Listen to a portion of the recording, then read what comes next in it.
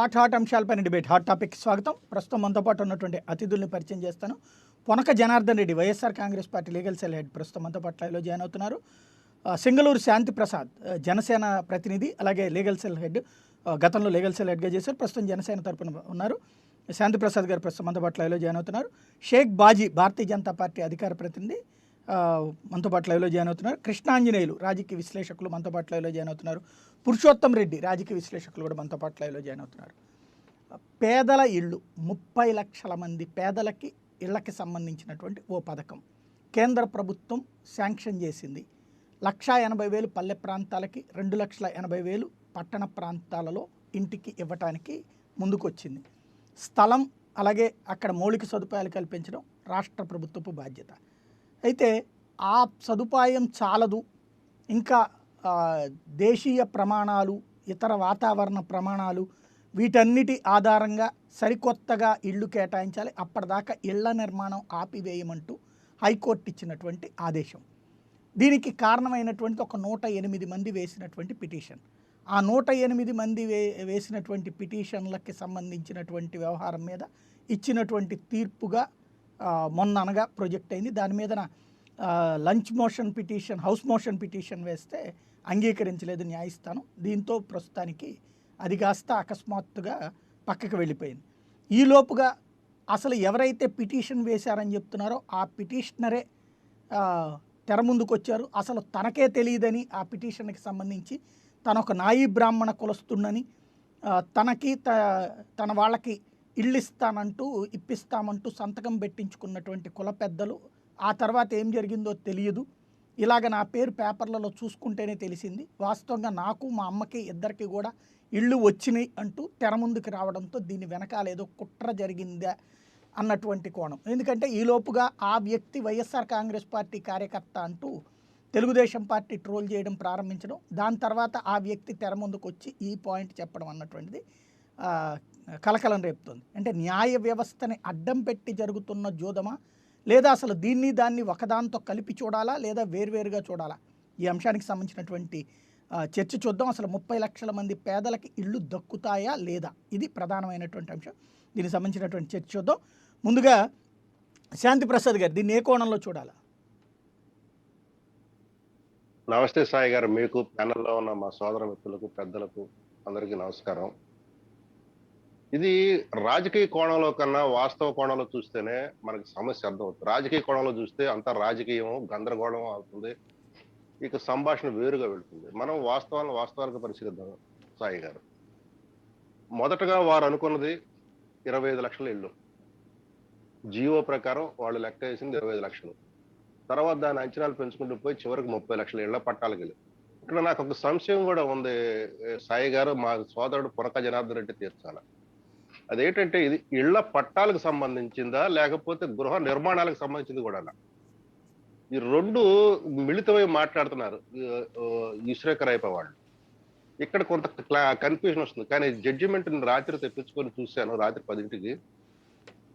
అందులో ఓన్లీ ఇళ్ల పట్టాల గురించి ఉంది తప్పితే గృహ నిర్మాణం గురించి లేదు.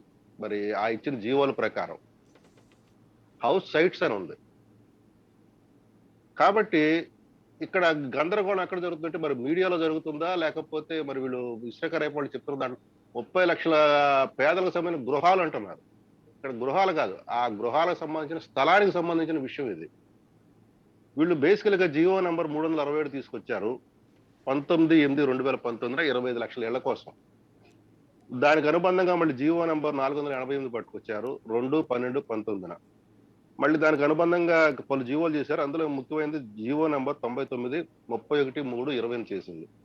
ఇక జీవో నంబర్ 42, 44 అనేవి ఏంటంటే ఈ యొక్క ఇళ్ల స్థలాల పట్టాలు ఇచ్చిన తర్వాత వాటికి రిజిస్ట్రేషన్ చేయటానికి వాళ్ళ కన్వెన్స్ హక్కులు దానికి సంబంధించి అవన్నీ ఉన్నవి, ఈ నామమాత్ర రిజిస్ట్రేషన్తోను. ఇక్కడ హైకోర్టు ఎక్కడ తప్పు పట్టిందంటే ఈ జీవో నెంబర్ 367 కానీ 488 కానీ 99 కానీ ఇవి మనకి రాష్ట్రం ఏర్పడినప్పటి నుంచి ఏపీ బిజినెస్ బిఎస్ఓ అంటాం సార్, ఏపీ బిఎస్ఓ అంటాం, బిజినెస్ స్టాండింగ్ ఆర్డర్స్ అని ఉంటాయి. అవి రెవెన్యూ డిపార్ట్మెంట్ కంపల్సరీగా పాటించాల్సిందే. రెవెన్యూ డిపార్ట్మెంట్ గైడ్ లైన్స్ అవన్నీ కోడిఫైడ్. అవేమి గాలిగా నోటి మాటతో ఉండేవి కాదు. అవన్నీ కోడిఫైడ్.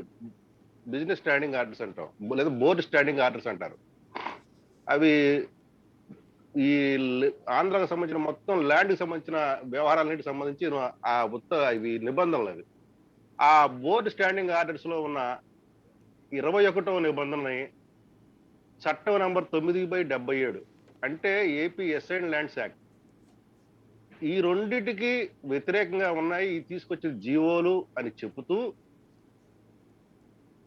మళ్ళీ రాజ్యాంగంలో ఉన్న అధికరణం 39కి మరియు 15(3) సబ్ క్లాస్ 3కి ఇది ఆర్టికల్ 14తో పోలిస్తే సమానత్వం అనే దాంతో పోలిస్తే వీటికి వ్యతిరేకంగా ఉన్నాయి అని చెప్పుకుంటూ వచ్చి తన తీర్పుని ఇవ్వటం మొదలుపెట్టింది. తన తీర్పుని సోదాహరణంగా నిజంగా 108 పేజీలు ఉంది.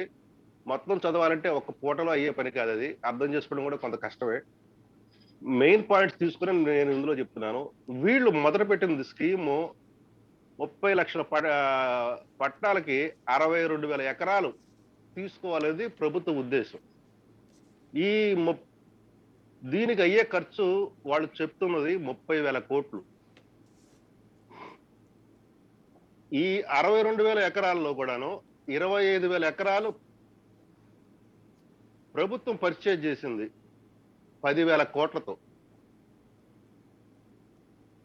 మరియు 5,000 కోట్లేమో ఎన్ఆర్జీఏ ఫండ్స్ నుంచి తీసుకొచ్చింది. అంటే మొత్తం 15,000 కోట్లు అక్కడికి. ఇక ఈ 25,000 ఇది ఎకరాలు పోగా మిగిలిన 37,000 ఎకరాలు ల్యాండ్ పూలింగ్ సిస్టమ్ ద్వారా తీసుకున్నారు. మొత్తం 62,000 ఎకరాలు. ఈ 62,000 ఎకరాలకి 30,000 కోట్ల వీళ్ళు ఖర్చు ఎస్టిమేషన్. అందులో ఆల్రెడీ 15,000 కోట్ల రూపాయలు ప్రభుత్వమే కానీ ఎన్ఆర్జీఏ ఫండ్స్ నుంచే కానీ ఆల్రెడీ వినియోగించడం కూడా జరిగింది. ఎల్పిఎస్ అంటే మీకు తెలుసు, వాళ్ళ దగ్గర నుంచి కొంత ల్యాండ్ తీసుకున్నారు, వాళ్ళకి కొంత ల్యాండ్ ఇస్తారు కాబట్టి అందులో పెద్ద ఖర్చు ఉండకపోవచ్చు. వాళ్ళ యొక్క డెసిగ్నేటెడ్ ఎస్టిమేషన్ ఆఫ్ 30,000 కోట్లలో 15,000 కోట్లు ఆల్రెడీ గ్రౌండ్ అయిపోయింది ఈ పథకం కింద. వాళ్ళు చెప్పిన లెక్క ప్రకారం. మరి ఇంకా ఎక్కువ అయి ఉండొచ్చేమో. ధరల పెరుగుతూ ధరల స్థిరీకరణ ఉండదు, ఎప్పటికప్పుడు హెచ్చుతగ్గులు ఉంటాయి కాబట్టి. ఇప్పుడు దీని మీద ప్రశ్నిస్తూ రాష్ట్ర హైకోర్టు ఇచ్చిన తీర్పు, నేను ఈ మధ్య కాలంలో చూసిన తీర్పుల్లో one of the best judgement. Single judge ఇచ్చిన జడ్జిమెంట్స్ లో గతంలో నేను ఉమ్మడి హైకోర్టు ఉన్నప్పుడు ఎల్ నరసింహారెడ్డి గారి జడ్జిమెంట్ ఒకటి చూశాను. ఇట్లాగే భూములు వాటి యొక్క క్యారెక్టర్ గురించి చెప్తూ, అంటే ఇనాం భూములు అంటే ఏంటి, ఎస్టేట్ భూములు అంటే ఏంటి, వాటికి సంబంధించిన క్లాసిఫికేషన్ చేస్తూ ఆయన మొఘలాయల కాలం దగ్గర నుంచి మొత్తం చరిత్ర చెప్పుకుంటూ బ్రిటిష్ వారి దగ్గర నుంచి చెప్పుకుంటూ వచ్చాడు. నేను చూసిన one of the best land సంబంధించిన వాటిల్లో అది వన్ ఆఫ్ ది బెస్ట్ అయితే ఆ నెక్స్ట్ బెస్ట్ ఇది అసైన్డ్ ల్యాండ్ సంబంధించి ఇది next best judgement single judge.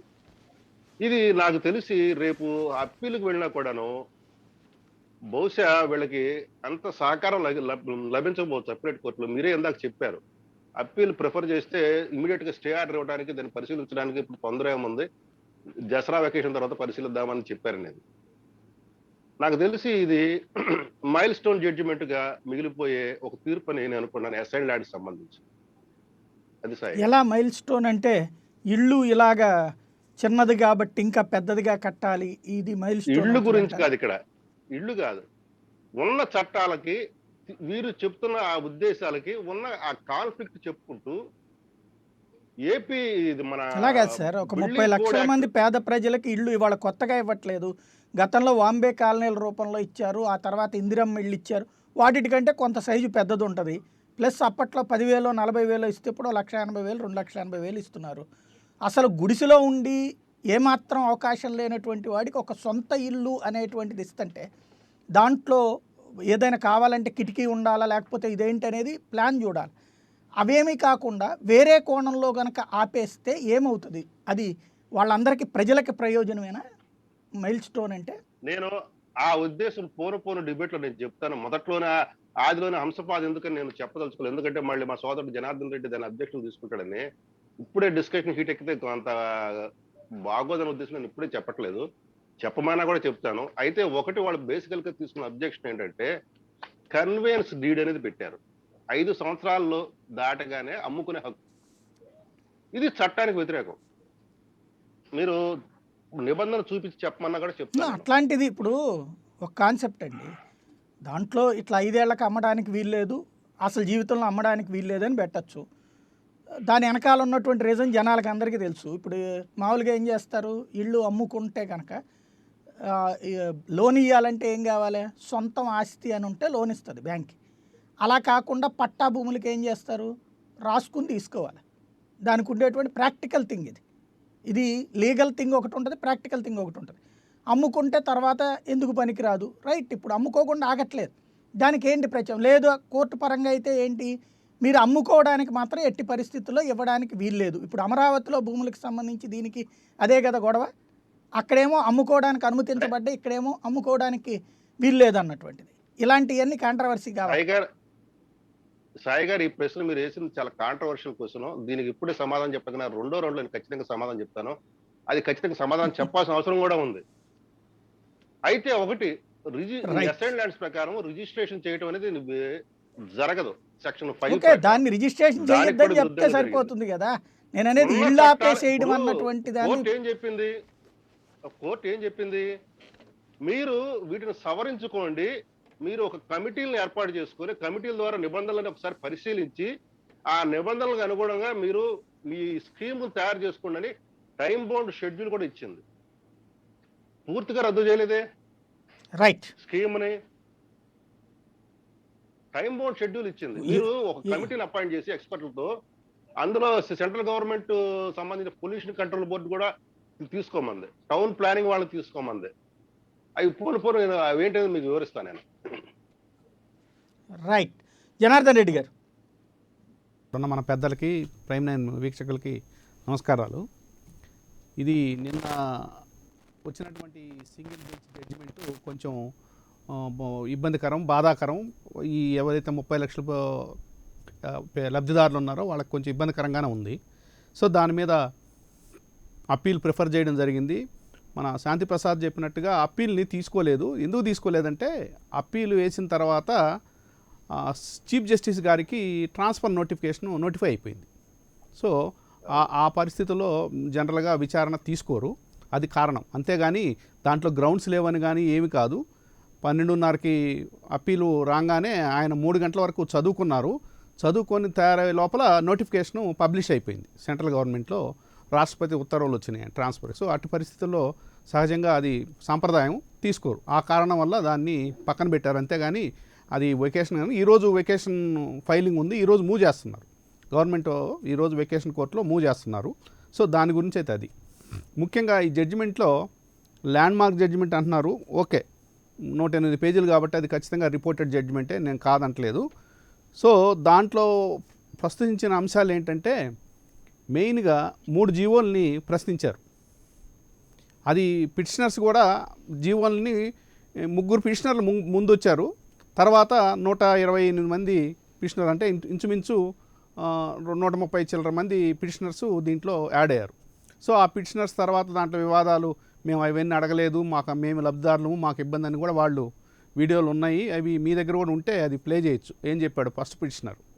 So దాంట్లో కొంత ఇబ్బందికరంగా ఉంది ఆ ఆస్పెక్ట్లో. సో దానికి అడ్వకేట్ ఎవరో ఆయన సమాధానం చెప్పుకోవాలి.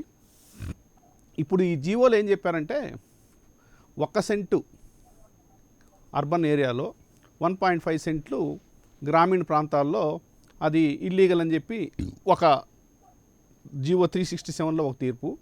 తర్వాత ఇంకొక గైడ్ లైన్ ఏంటంటే BS standing order, board standing order 21, AP prohibition of assign lands 1977 ప్రకారం అది అలాట్ కాలేదనేది ఒక దాన్ని అబ్జెక్షన్ తీసుకున్నారు. తర్వాత ఈ కన్వేయన్స్ డీడ్ అనేది కొత్తగా ఒక మార్పు చేసి ఇచ్చినటువంటిది. మామూలుగా డీఫామ్ పట్టాలు, డీకేటీ పట్టాలు అంటారు, దరఖాస్తు పట్టాలని. సో వాటిల్లో ఏంటంటే ఇప్పుడు గత చరిత్ర అంతా తీసుకుంటే 2 రాష్ట్రాల్లో కానీ ఈ అసైన్ ల్యాండ్స్ ఎవరు అసైని, ఎవరు అనుభవిస్తున్నారు ఏంటనేది ఇప్పుడు 90% ఆఫ్ ది టోటల్ మనం అమరావతిలో కూడా చూసాం ఎవరెవరికి చెందుతున్నాయి, ఎవరు ఉంటున్నారు అనేది. సో ఇలాంటి ఇబ్బందులు వస్తున్నాయి.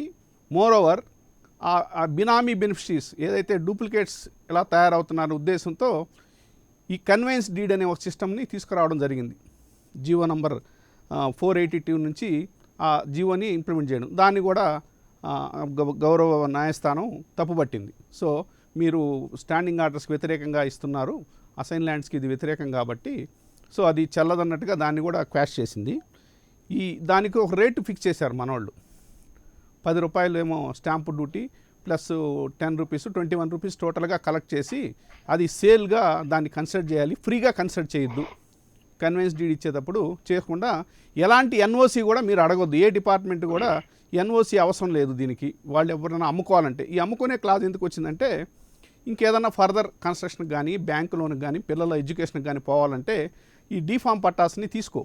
ఎందుకంటే అవి వాటి మీద హక్కులు వాళ్ళ వరకే ఉంటాయి, ప్లస్ వాళ్ళ లీగల్ హెయిర్స్కే ఉంటాయి వాళ్ళ తర్వాత, అంతేగాని థర్డ్ పార్టీకి ఉండవు. సో ఆ ఉద్దేశంతో ఏంటంటే ఇది ఒక శాశ్వతమైన ఒక ఆస్తిగా వాళ్ళకి క్రియేట్ చేయాలి. ఇప్పుడు మన బీజేపీ గవర్నమెంట్ ఏం చెప్పింది, ఏదో బ్లాక్ మనీ వస్తే 15 లక్షలు మనం అందరికీ వేస్తామన్నట్టుగా. ఇప్పుడు యాక్చువల్గా ఇది అర్బన్ ప్రాంతాలు అయితే 20 లక్షలు, గ్రామీణ ప్రాంతాలు ఉంటే 10-15 లక్షలు విలువైనటువంటి సైట్స్, 1 సెంటు 1.5 సెంట్లు ఇళ్ళు. సో అందువల్ల ఏంటంటే వాళ్ళకి 20 లక్షల రూపాయల ప్రాపర్టీ వాళ్ళకి 5 సంవత్సరాల నుంచి వాళ్ళకి ఒక ఆస్తిగా దాన్ని పరిగణలోకి తీసుకోవాలి. సో అదొక చారిత్రాత్మకమైంది. అసలు ఈ పాలసీయే ఒక ఫ్లాగ్షిప్ పాలసీ ఆంధ్రప్రదేశ్ స్టేట్ గవర్నమెంట్కి. సో అది జడ్జి గారే దాంట్లో ఉటంకించారు. ఈ పాలసీ చాలా గొప్ప పాలసీ అని రాశారు ఆయన.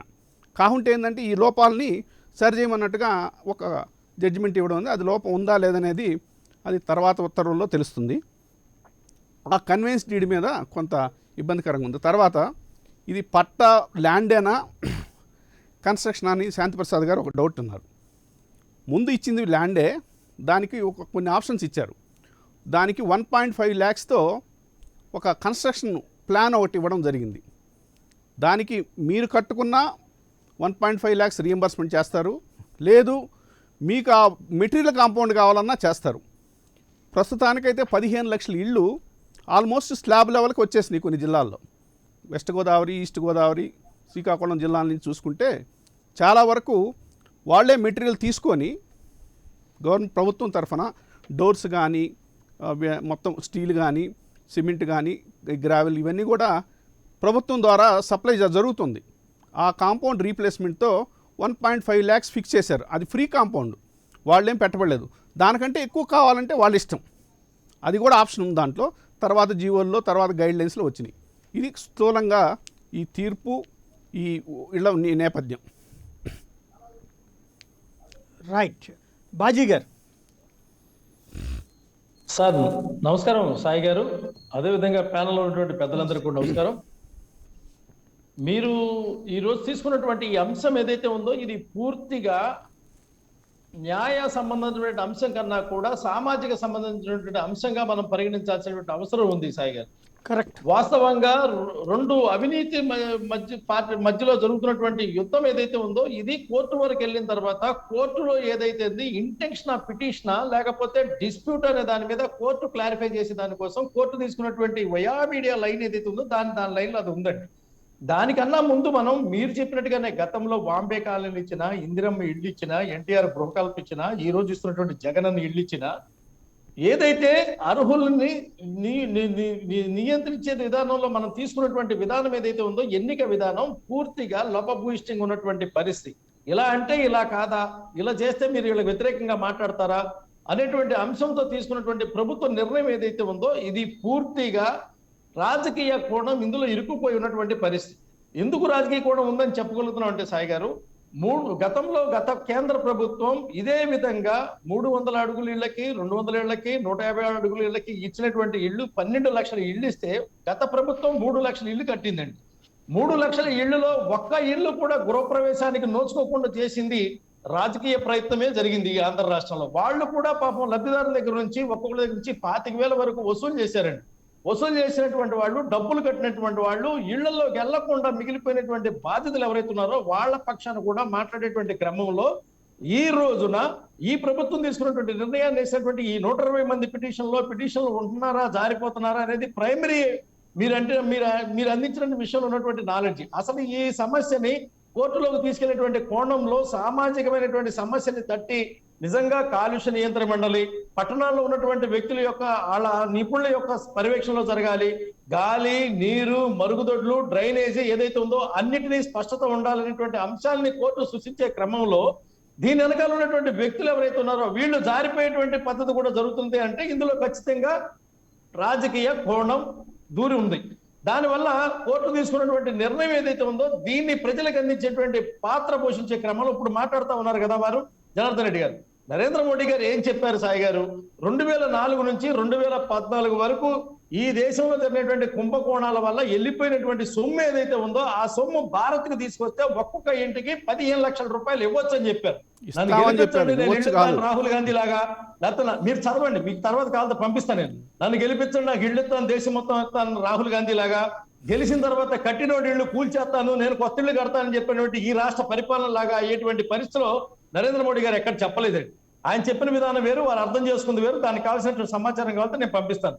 ఇక్కడ కాకపోతే మనం అనాల్సింది ఏంటంటే జీవో నెంబర్ 367 కానీ 488 కానీ దానికి అటాచ్మెంట్లు ఇచ్చినటువంటి 59 కూడా ఇచ్చినటువంటి 42, 44 ప్రతి అంశంలో కూడా ప్రభుత్వం యొక్క లోపభూయిష్టత కనపడతా ఉందండి. కోర్టు ఏమో అక్కడ అంత తేలిగ్గా ఒక మహిళకి ఇవ్వగానే ఆ మహిళ వివాహం అయి ఉండాలి, లేకపోతే ఆ భర్తను వదిలేస్తే ఆ భర్త పరిస్థితి ఏంటి, లేకపోతే యజమానిగా ఉండేటటువంటి పరిస్థితి. మనందరికీ తెలుసు ఒక విషయం, విజయవాడతో సహా మీకు కూడా నాలెడ్జ్ ఉందండి. కాలం మీద ఇళ్ళు ఉంటే ప్రభుత్వం వచ్చి ఖాళీ చేయడం కోసం అందరికీ ఇళ్ళు ఇవ్వడం కోసం వాంపే కాలనీ కడుతుందండి, లేకపోతే హౌసింగ్ బోర్డు కాలనీ కడుతుంది. వీళ్ళందరినీ తీసుకెళ్లి అందులో పెడుతుంది. కరెక్ట్ గా మళ్ళీ సంవత్సరం తిరిగి వచ్చేసరికి ఆ ఇళ్లలో వేరే వాళ్ళు వస్తారు, వీళ్ళు మళ్ళీ కాలంలో మీదకి వస్తారు. ఈ ప్రక్రియని నిర్మూలించేటువంటి పద్ధతి చేయాల్సినటువంటి ప్రభుత్వం మళ్ళీ తానే ఒక 5 ఏళ్ల తర్వాత ఇళ్ళు అమ్ముకునే అవకాశాన్ని ఇస్తే, అంటే ఇది రొటేషన్ ప్రక్రియ అనమాట. ఈ ప్రభుత్వం ఉన్నప్పుడు ఆ ప్రభుత్వానికి 62,000 ఎకరాలు కొనడం కోసం 35,000 ఎకరాలు మనం ఏదైతే సేకరించారో 30,000 ఎకరాలు కొనడానికి 25,000 కోట్లు ఖర్చు పెట్టారు. ఎలా ఖర్చు పెట్టారంటే సాయి గారు, 10 లక్షల భూమిని 30 లక్షలకి, 15 లక్షల భూమిని 50 లక్షలకు కొని ఆ భూమిని ఎక్కడైతే లోయ భూములు ఎక్కడ ఉన్నాయో మన కాకినాడ తీరంలో ఉన్నటువంటి ఈ గోదావరి పరివాహ ప్రాంతంలో ఉన్నటువంటి భూములను కూడా కొన్నట్టుగా చూపించి ప్రభుత్వం సంబంధించినటువంటి ఎమ్మెల్యేలు వీళ్ళు సొమ్మును పూర్తిగా లూటీ చేశారు. ఒక దశ అయిపోయిందండి. కేంద్రం నుంచి ఇచ్చినటువంటి ఎన్ఆర్జీఎస్ ఫండ్స్ ఉన్నాయి, అది లెవెల్ చేయడం కోసం దీనికోసం పరిహార పథకం చేసి అది కూడా చేశారు. 2వ దశ అయిపోయింది. ఇక వారు అన్నారు ఇంటికి ఒక్కొక్క దానికి 1,80,000 1,80,000 అక్షరాల కేంద్ర ప్రభుత్వం నుంచి వస్తుంది సాయి గారు. ఒక్క రూపాయి కూడా ఇందులో రాష్ట్ర ప్రభుత్వానికి సంబంధం లేదు, వేసుకునే స్టిక్కర్ తప్ప. కేంద్రం పట్టణాల్లో వాళ్ళకి 2.5 లక్షల రూపాయలు ఇస్తుంది. నేనే ప్రత్యేకమైన ఉదాహరణ, నేను మొన్న ఈ మధ్య ఇల్లు కొంటే సాక్షాత్తు నాకు ప్రధానమంత్రి గారి యొక్క స్కీము 2.5 లక్షల రూపాయలు బ్యాంకుకి డైరెక్ట్ వచ్చేసింది సబ్సిడీ.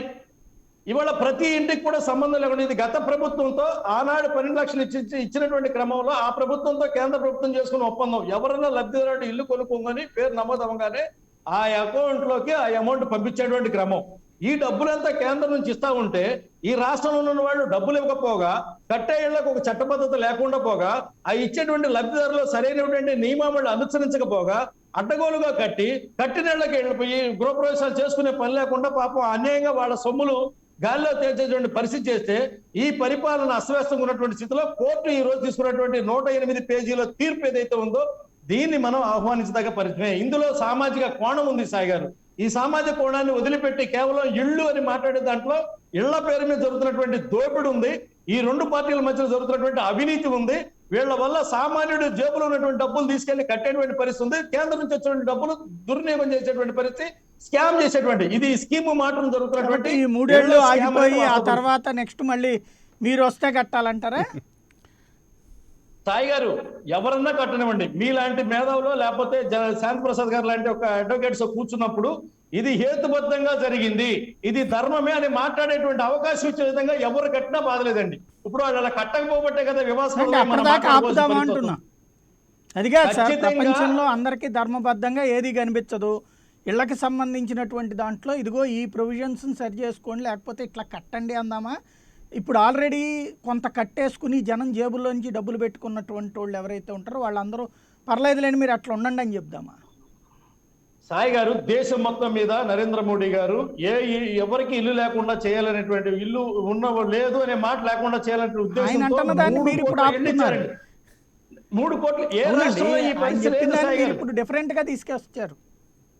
ఆ, ఏ ఏ రాష్ట్రంలో కూడా ఇటువంటి పరిస్థితి లేదు. ఈ ఆంధ్ర రాష్ట్రం ఎందుకు వస్తుందంటే నిజాయితీగా సార్, ప్రజల పట్ల బాజీ గారు ఆ రాజకీయ కార్యక్రమాన్ని ఉపన్యాసాలు కాదు, నిర్వహించాలనేటువంటి రాజకీయ ఉద్దేశం ఉపన్యాసాలు లేదు. వద్దండి, రాజకీయ ఉపన్యాసాలు వద్దు, గ్రౌండ్ లెవెల్లో ప్రాక్టికల్ గా చూసి మాట్లాడండి. రాజకీయ ఉపన్యాసాలు ఎందుకంటే జనార్దన్ రెడ్డి గారు, జనార్దన్ రెడ్డి గారు, రాజకీయ జనార్దన్ రెడ్డి గారు, ఉపన్యాసాలు వద్దు. రాజకీయ ఉపన్యాసం అంటే ఏంటంటే సాయి గారు ఇల్లు గురించి అడిగితే మీరు మోడీ గారు 15 లక్షల గురించి అదే చెప్పారు అదే చూసారా? అది చెప్తున్నా, రాజకీయ ఎందుకు ఉపన్యాసం. కన్విన్స్ రాజకీయ ఉపన్యాసం అంటే అది సాయి గారు. మీరు ముందు లా చెప్పండి. లానే బేసిక్గా మీరు లా గురించి కూర్చున్నారు, లా చెప్పండి. లా గురించే రాజకీయం చెప్పాను చెప్పాలండి నేను. మీరు. You should make a law. ఆ లా గురించే చెప్పాను. Advocate you should share the law. Why convince Without అనే law దానికి మీరు సమాధానం పొలిటికల్ చెప్పాను, చెప్పకండి. వాల్యుయేషన్ కోసం చెప్పాను. ఇక్కడ ఒక మీరు పాయింట్, వాల్యుయేషన్ కోసం మోడీ గారు convinced ఉదాహరణ లో valuation దేశం మొత్తం right, right. ఎగిరించాలని రాహుల్ గాంధీ ఒక్క మాట, ఒక్క మాట. ప్రజలు రాహుల్ గాంధీ ఓడించినటువంటి రాహుల్ గాంధీని right, తీసుకురావాలి. right. రాహుల్ గాంధీ ఒక్క మాట, ఒక్క మాట, రాహుల్ గాంధీ డైవర్ట్ దేశం అయిపోతుంది. మొత్తం ఇక్కడ ఎగిరించాలి. బాజీ గారు, ఇల్లు లేని వాళ్ళు బాజీ గారు, ఓట్లు లేకుండా చేస్తాడు దేశం. బాజీ గారు ఇప్పుడు సాయి గారు వినపడుతుంది, చెప్పండి. కేంద్రం ఇచ్చిన ఒక్క నిమిషం వస్తున్నా. కేంద్రం ఇచ్చిన ప్రమాణాల ప్రకారం కడుతున్నామని రాష్ట్ర ప్రభుత్వం అంటోంది.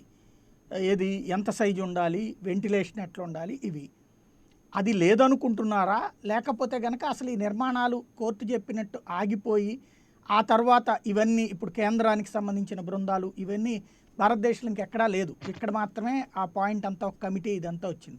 ఇవన్నీ ఇప్పట్లో జరగకపోతే ఇప్పుడు ప్రారంభించి, గతంలో ఇందిరమ్మ ఇళ్ళు ఇట్లాగే వాళ్ళని వాళ్ళు కట్టుకోవడానికంటే కొంతమంది ఆ పాకలు తీసేసి పునాదులు వేసుకున్నారు, అక్కడతో ఆగిపోయి అల్లాడిపోయిన వాళ్ళు పోళ్ళు అంతమంది ఉన్నారు. పేదవాడి డైరెక్ట్ సమస్య అది. అలా కావాలని కోరుకుంటున్నారా మీరు? సార్, ఇందులో వాస్తవం ఏంటంటే శాంతి ప్రసాద్ గారు క్లియర్ చేశారు. ఇది ఇళ్ల స్థలమా లేక ఇల్లా అని. ఇళ్ల స్థలాల దగ్గరే మొదటి అడుగులోనే వివాదమయమైనటువంటి మీరు ఈ ఒక్క పద్ధతి పాయింట్ ఏదైతే దగ్గరే ఉందో వాళ్ళు ఉంటున్నారండి. ఇక్కడ ఒక్క సాయి గారు. పాయింట్ దగ్గరనే పట్టుకుంటే ఏమీ ఉండదు. ఇందులో మెయిన్ పాయింట్ ఏంటంటే కేంద్ర ఈ వెంటిలేషన్ లేకపోతే ప్రమాణాల ప్రకారం, వేరే ప్రమాణాల ప్రకారం, అంటే ఇప్పుడు మిగతా వాటిట్లో ఉండేటువంటి కోణం అంటే అక్కడ ఉందా లేదా అనేది ఎవరు జడ్జి చేస్తారు? మీరు ఇప్పుడు చూశారు, ఇంతకుముందు రాజీవ్ గృహకల్ప ఇళ్ళు ఉన్నాయి, లేదంటే కనుక ఇందిరమ్మ ఇళ్ళు ఈ కట్టినవి ఉంటాయి, వాంబే కాలనీ ఇళ్ళు, వాటికి వెంటిలేషను మరుగుదొడ్డ ఉండవా? వీటికైనా అందులో ఉంది కదా.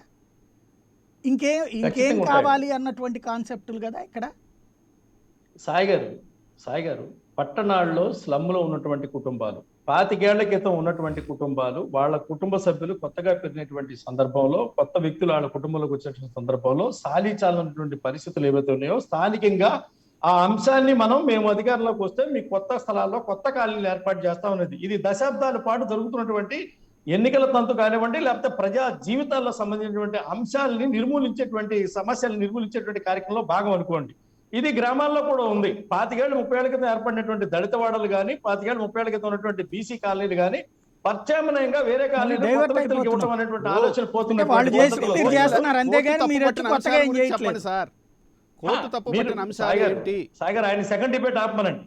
జనార్దన్ రెడ్డి గారు కొత్తగా వచ్చారు, రాజకీయాలకు వెళ్ళిపోతే ఎట్లా? సాయి గారు మాట్లాడితే చాలు. రాజకీయాలకు మీరు వెళ్ళిపోతే ఆపండి. ఎట్లా? జనార్దన్ గారు కోర్టు తప్పుపట్టిన అంశాలు ఏంటి?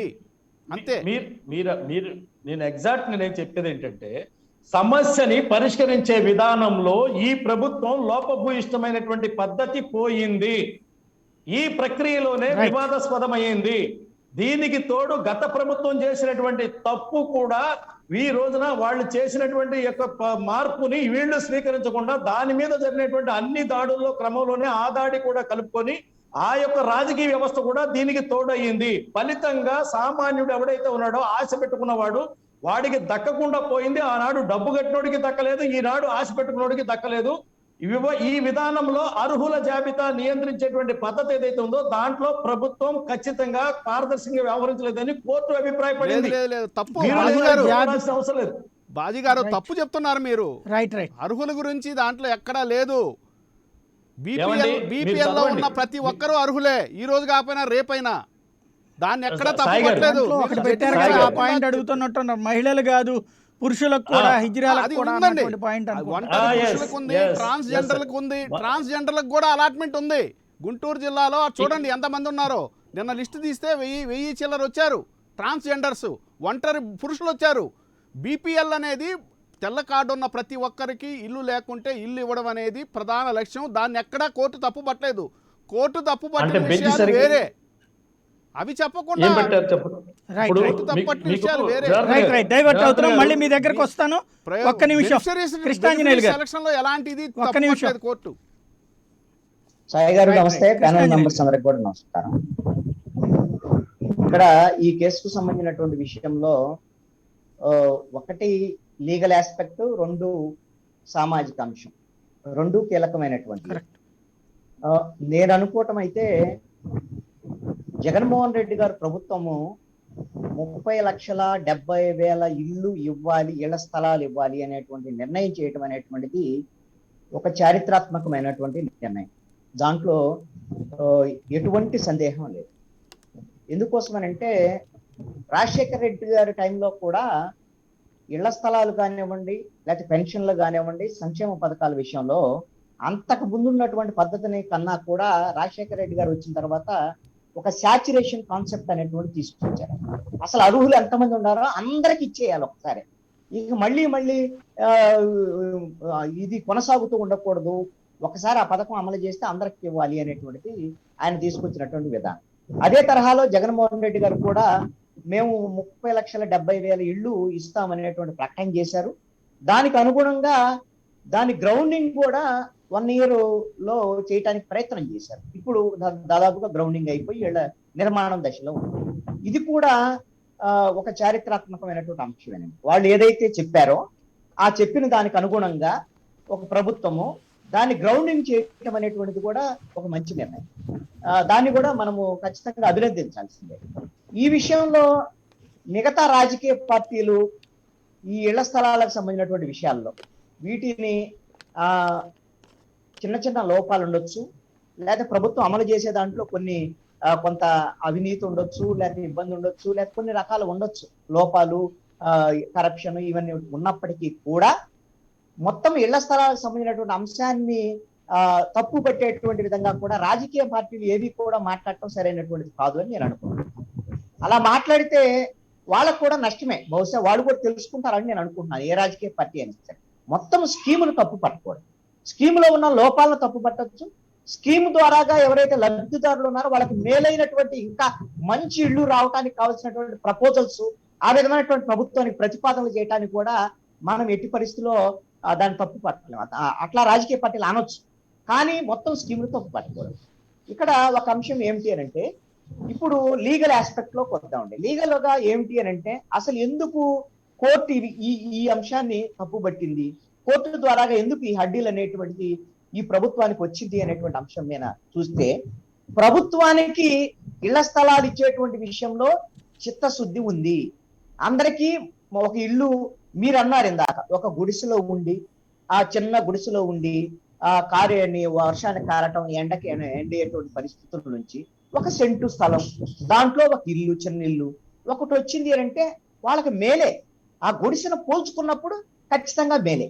ఇక్కడ ఇది మనం వాస్తవంలో చూసినప్పుడు సామాజిక అంశంగా వాస్తవంలో మనం సాధారణంగా మాట్లాడుకోవడానికి ఇది ఒక అంశం. కానీ లీగల్ ఆస్పెక్ట్ లో చూసినప్పుడు నాగార్జున, ఇప్పుడు జనార్దన్ రెడ్డి గారికి కూడా అర్థమవుతుంది లీగల్ ఆస్పెక్ట్ ఏమిటి అని అంటే, ఇంత చిన్న స్థలంలో ఆ విధమైనటువంటి ఇంటి నిర్మాణము, వాడికి ఆ విధమైనటువంటి గాలి వెలుతురు అవన్నీ వస్తాయా రావా, ఇది మిగతా ప్రజలందరూ సమానమైనటువంటి జీవనాన్ని కొనసాగించడానికి మన రాజ్యాంగం ఏం చెప్పింది, నిజంగా దానికి అనుగుణంగా ఆ ప్రమాణాలకు తగినట్టుగా ఉండయా లేవా అనేటువంటి కోర్టు చూస్తుంది. కాబట్టి ఆ విషయంలో కొంత ప్రభుత్వం వైపు నుంచి ఈ సెంటు ఒక చోట రూరల్లో, అదే టౌన్ లో సెంటు, రూరల్లో సెంటున్నర ఉంది.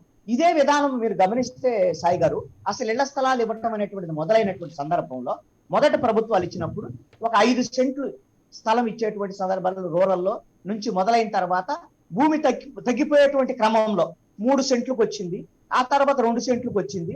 ఇప్పుడు రూరల్లో సెంటున్నర, పట్టణాల్లో సెంటు. ఎందుకు? స్థలాలు లేక, దాన్ని కొనుగోలు చేయడానికి స్థలం విలువ పెరగటం వల్ల, ఈ రెండిటి వల్ల ఇది తగ్గిపోయింది. మరి అంతకన్నా ప్రభుత్వానికి అవకాశం లేదు. ఎందుకోసం అంటే వాళ్ళు చెప్పిన దాని ప్రకారంగా ఇప్పుడు 30,70,000 ఇళ్ళు కట్టాలి అని అంటే దానికి సంబంధించినటువంటి ఇప్పుడు 62,000 కోట్ల రూపాయలు ఇవన్నిటికి సంబంధించినటువంటి బడ్జెట్ వ్యవహారం ఎన్నో ఉన్నాయి. అయితే ఈ విషయంలో ఇంటి నిర్మాణానికి సంబంధించినటువంటి విషయంలో కూడా ఇక్కడ కొన్ని ప్రశ్నలు వచ్చాయి. ఇప్పుడు ఇంటి స్థలం తక్కువ ఉంది అనేటువంటిది ఒకటి, ఇంటి నిర్మాణానికి సంబంధించినటువంటి విషయంలో కూడా డబ్బులు ఇచ్చినటువంటి సరిపోవు అనేటువంటి అంశం. ఇది మనమందరం మాట్లాడుతున్నాము, లేదా కోర్టు కూడా ఇలాంటి అంశాన్ని లేవనెత్తి. ఇది బయట వాళ్ళు మాట్లాడటమే కాదండి, మీరు నేను మన లేదా మిగతా రాజకీయ పార్టీలు, వైఎస్ఆర్ కాంగ్రెస్ పార్టీలో ఉన్నటువంటి నాయకులు కూడా ఇలాంటి ఒక సమీక్ష సమావేశాలు జరిగినప్పుడు కూడా ఇలాంటి అంశాలను లేవనెత్తారు. ఎందుకంటే ఇవన్నీ మనం చర్చించాల్సినటువంటి విషయాలే. ఇప్పుడు ప్రసన్న కుమార్ రెడ్డి గారు, నెల్లూరులో ఉన్నటువంటి ప్రసన్న కుమార్ రెడ్డి గారు కొంత వ్యంగ్యంగా చెప్పారు. ఆయన మిగతా వాళ్ళందరూ కొంచెం స్ఫూర్తిగా చెప్తే ఆయన వ్యంగ్యంగా చెప్పారు. ఒక కాస్ట్ గురించి చెప్పాల కోర్టు, కాస్ట్ గురించి మనము అన్ని అంశాలను చర్చిస్తున్నాం కాబట్టి అసలు చర్చ జరగాల్సింది అవి డైవర్ట్ అవుతుంది. వాస్తవం నేను అనేది వాస్తవంగా అంతేనండి. కాస్ట్ గురించి జరగాలి. తర్వాత ఏమన్నా అవకాశం ఉంటే వాళ్ళ సెంటు కాకుండా ఇంకా పెరగడానికి ఏమైనా అవకాశం ఉందో చూడాలి. అక్కడ మెరుగైనటువంటి ఇల్లు, గాలి వెలుతురు వచ్చేటువంటి విధంగా ఇబ్బంది లేకుండా వాళ్ళ జీవితాంతం ఒక ఇల్లు పూర్తిగా మిగతా వాళ్ళతో సమానంగా ఉండేటువంటి విధంగా ఇల్లు కట్టుకోవడానికి అవకాశం కల్పించాలి అనేటువంటిది మనం కోర్టు ద్వారాగా చర్చారు, కానీ బయట కూడా చర్చారు. కానీ ఎందుకోవటం కొంతమంది విమర్శ చేసేటువంటి వాళ్ళు ఏమంటున్నారంటే మీ ఇళ్లలో పెద్ద వాళ్ళ ఇళ్లలో బాత్రూమ్ అంత కూడా ఉండట్లేదనంటే, పెద్దవాళ్ళ ఇళ్లతో మనం పోల్చలేం కదా పేదవాళ్ళ ఇళ్ళని. కనీసమైనటువంటి మీరన్న పాయింట్, ఒక గుడిసె స్థానంలో వర్షం వస్తే కారటము, విజయవాడ కృష్ణానది లోపల కొండల మీద ఉండేటువంటి వాళ్ళకి ఒక పక్కా ఇల్లు కట్టుకుంటే ఎట్లా ఉంటది ఒక తృప్తి? అది నిజంగా ఒక సెక్యూరిటీ అనేటువంటి వస్తుందండి. అది చిన్నదా పెద్దదా అనేటువంటి విషయాన్ని పక్కన పెడితే ఖచ్చితంగా వాళ్ళ జీవితంలో నాకు కూడా ఒక ఇల్లు ఉంది అనేటువంటి ఒక సాటిస్ఫాక్షన్ వస్తుందండి. దాంట్లో ఎటువంటి సందేహం లేదు. ఆ విషయంలో గవర్నమెంట్ ఒక మంచి నిర్ణయం తీసుకుంది. అయితే దాన్ని మెరుగైనటువంటి విధంగా ఇప్పటికే ఆల్రెడీ సెంటున్నర నిర్ణయం చేశారు, ఇచ్చేసారు. దాంట్లో ఇంకా మనం ఏమంటారు సాయి గారు? ఇంకా మెరుగు అనే పేరుతో ఆగితే పని జరుగుతుందా? ఎట్టి పరిస్థితుల్లో నాకున్నటువంటి అవగాహన మేరకు, నేను లీగల్ నాలెడ్జ్ మేరకే చెప్తున్నానండి, ఈ స్కీముని కోర్టు ఇప్పుడు ఇచ్చినటువంటి ఉత్తర్వులు కూడా ఆగటానికి కాదు. ఇందాక శాంతి ప్రసాద్ గారు చాలా స్పష్టంగా తీర్పుకు సంబంధించినటువంటి అంశాన్ని, దాని యొక్క సంక్షిప్తంగా దాని సారాంశాన్ని చెప్పారు. సరి చేసుకోవటానికి ఈ స్కీములో చట్టబద్ధంగా ఉన్న లోపాలు. మనం మిస్ అవుతున్న పాయింట్ ఒకటి ఉంది. అంటే నేను అనేది ఇక్కడ కోర్టు తీర్పుని తప్పుబట్టే అధికారం ఎవరికీ లేదు, కానీ హ్యూమన్ టచ్. ఇప్పుడు ఓ 2-3 నెలల పాటు ఈ కమిటీలు ఎవరో వచ్చినా చేసేది ఏమీ లేదు. కేంద్ర ప్రభుత్వం ఇచ్చే గైడ్ లైన్స్ దానికి లెక్కన ప్రకారం ఇక్కడ నిర్మాణం, దాంట్లో కిటికీ ఉందా లేదా, ఇవి ఆటోమేటిక్గా ఉంటాయి. ప్రతి ఇంటికి కిటికీ లేకుండా మరుగుదొడ్డి లేకుండా, ఒకప్పుడు మరుగుదొడ్డి లేకుండా ఉండే, ఇప్పుడు మరుగుదొడ్లు కూడా ఉంటాయి ఆటోమేటిక్గా. ఈ కామన్గా ఉంటుంది. ఇప్పుడు వీటన్నిటి మూలంగా ఒక 5-6 నెలలు గ్యాప్ వచ్చింది అనుకుందాం ఫర్ ఎగ్జాంపుల్, ఈ ఆర్గ్యుమెంట్స్ వీటన్నిటి మూలంగా. ఇవాళ నిర్మాణ వ్యయం, ఇంతకు ముందు రోజుల్లో నిర్మాణ వ్యయం ₹1,00,000 ఇల్లు కట్టేసుకోవచ్చు. అప్పుడు బాంబే కాలనీ టైంలో 50,000 ఇల్లు కాస్ట్ కట్టేశారు. ఆ తర్వాత ₹1,00,000 అయింది. మొన్న రాజీవ్ గృహకల్పకు వచ్చేటప్పుడు 1,50,000 అయ్యింది. తర్వాత మొన్న ఎన్టీఆర్ హౌసింగ్కి వచ్చేటప్పటికి 1,80,000, 2,00,000 దాకా అయింది. అది కూడా చాలక కట్టలేకపోయారు. ఇప్పుడు జనాలే కట్టుకుంటున్నారు. వాళ్ళకు ఒక 50,000, ₹1,00,000 వాళ్ళ జేబులో పడద్దని తెలుసు కూడా కట్టుకుంటున్నారు. వాస్తవంగా రాజకీయంగా అయితే అట్లాంటి అంశం దగ్గరికి పోవాలి. వాళ్ళకి ఇంకా ఎక్కువ ఇవ్వండి అనినో, లేకపోతే రాష్ట్ర ప్రభుత్వం ఇవ్వండి అన్న, అట్లా పోయి ఇప్పుడు ఈ రూట్లోకి వచ్చింది. ఇంకొక 6 నెలలు వాయిదా పడితే ఈ నిర్మాణం ఆ తర్వాత చేసుకోగలుగుతారు వాళ్ళు. పెరిగే ఇనుము, పెరిగే సిమెంటు, పెరిగే స్టీలు, ప్లస్ వాళ్ళ పేదల దగ్గర ఉండేటువంటి ఆదాయ వనరుల రీత్యా పూర్తి చేసుకోగలుగుతారా? ఇది ఒక చట్టంలో ఇరుక్కుపోదా మొత్తం వ్యవహారం అంతా? ఇది పేదల లబ్ధిదారులకు సంబంధించినటువంటి అంశము. ఈ విషయంలో కోర్టు కూడా జాప్యానికి అవకాశం ఇస్తుందని నేను అనుకోవటం. ఇప్పుడు ఖచ్చితంగా దీన్ని ఈ విధమైనటువంటి ఏవైతే ఉత్తర్వులు ఇచ్చారో దీన్ని పైకోర్టులో ఖచ్చితంగా వాళ్ళు ఈ రోజు ఛాలెంజ్ చేస్తారనేటువంటి దాని మీద చెప్పారు కాబట్టి నాగార్జున రెడ్డి గారు, ఖచ్చితంగా కోర్టు కూడా వెంటనే ఒక డెసిషన్ తీసుకుంటది అని నేను అనుకుంటాను సాయి గారు. ఇది జాప్యం అవుతుందని నేను అనుకోవటం లేదు. అదే విధంగా దీని మీద చర్చ జరగటం వల్ల ఒక మెరుగైనటువంటి వాళ్ళకి ఇళ్ళు వచ్చేటువంటి అవకాశం ఉంటుంది ప్రజలకై. మంచిగా జరగాలి. నేను ఒక అంశాన్ని చెప్పదలుచుకున్నాను.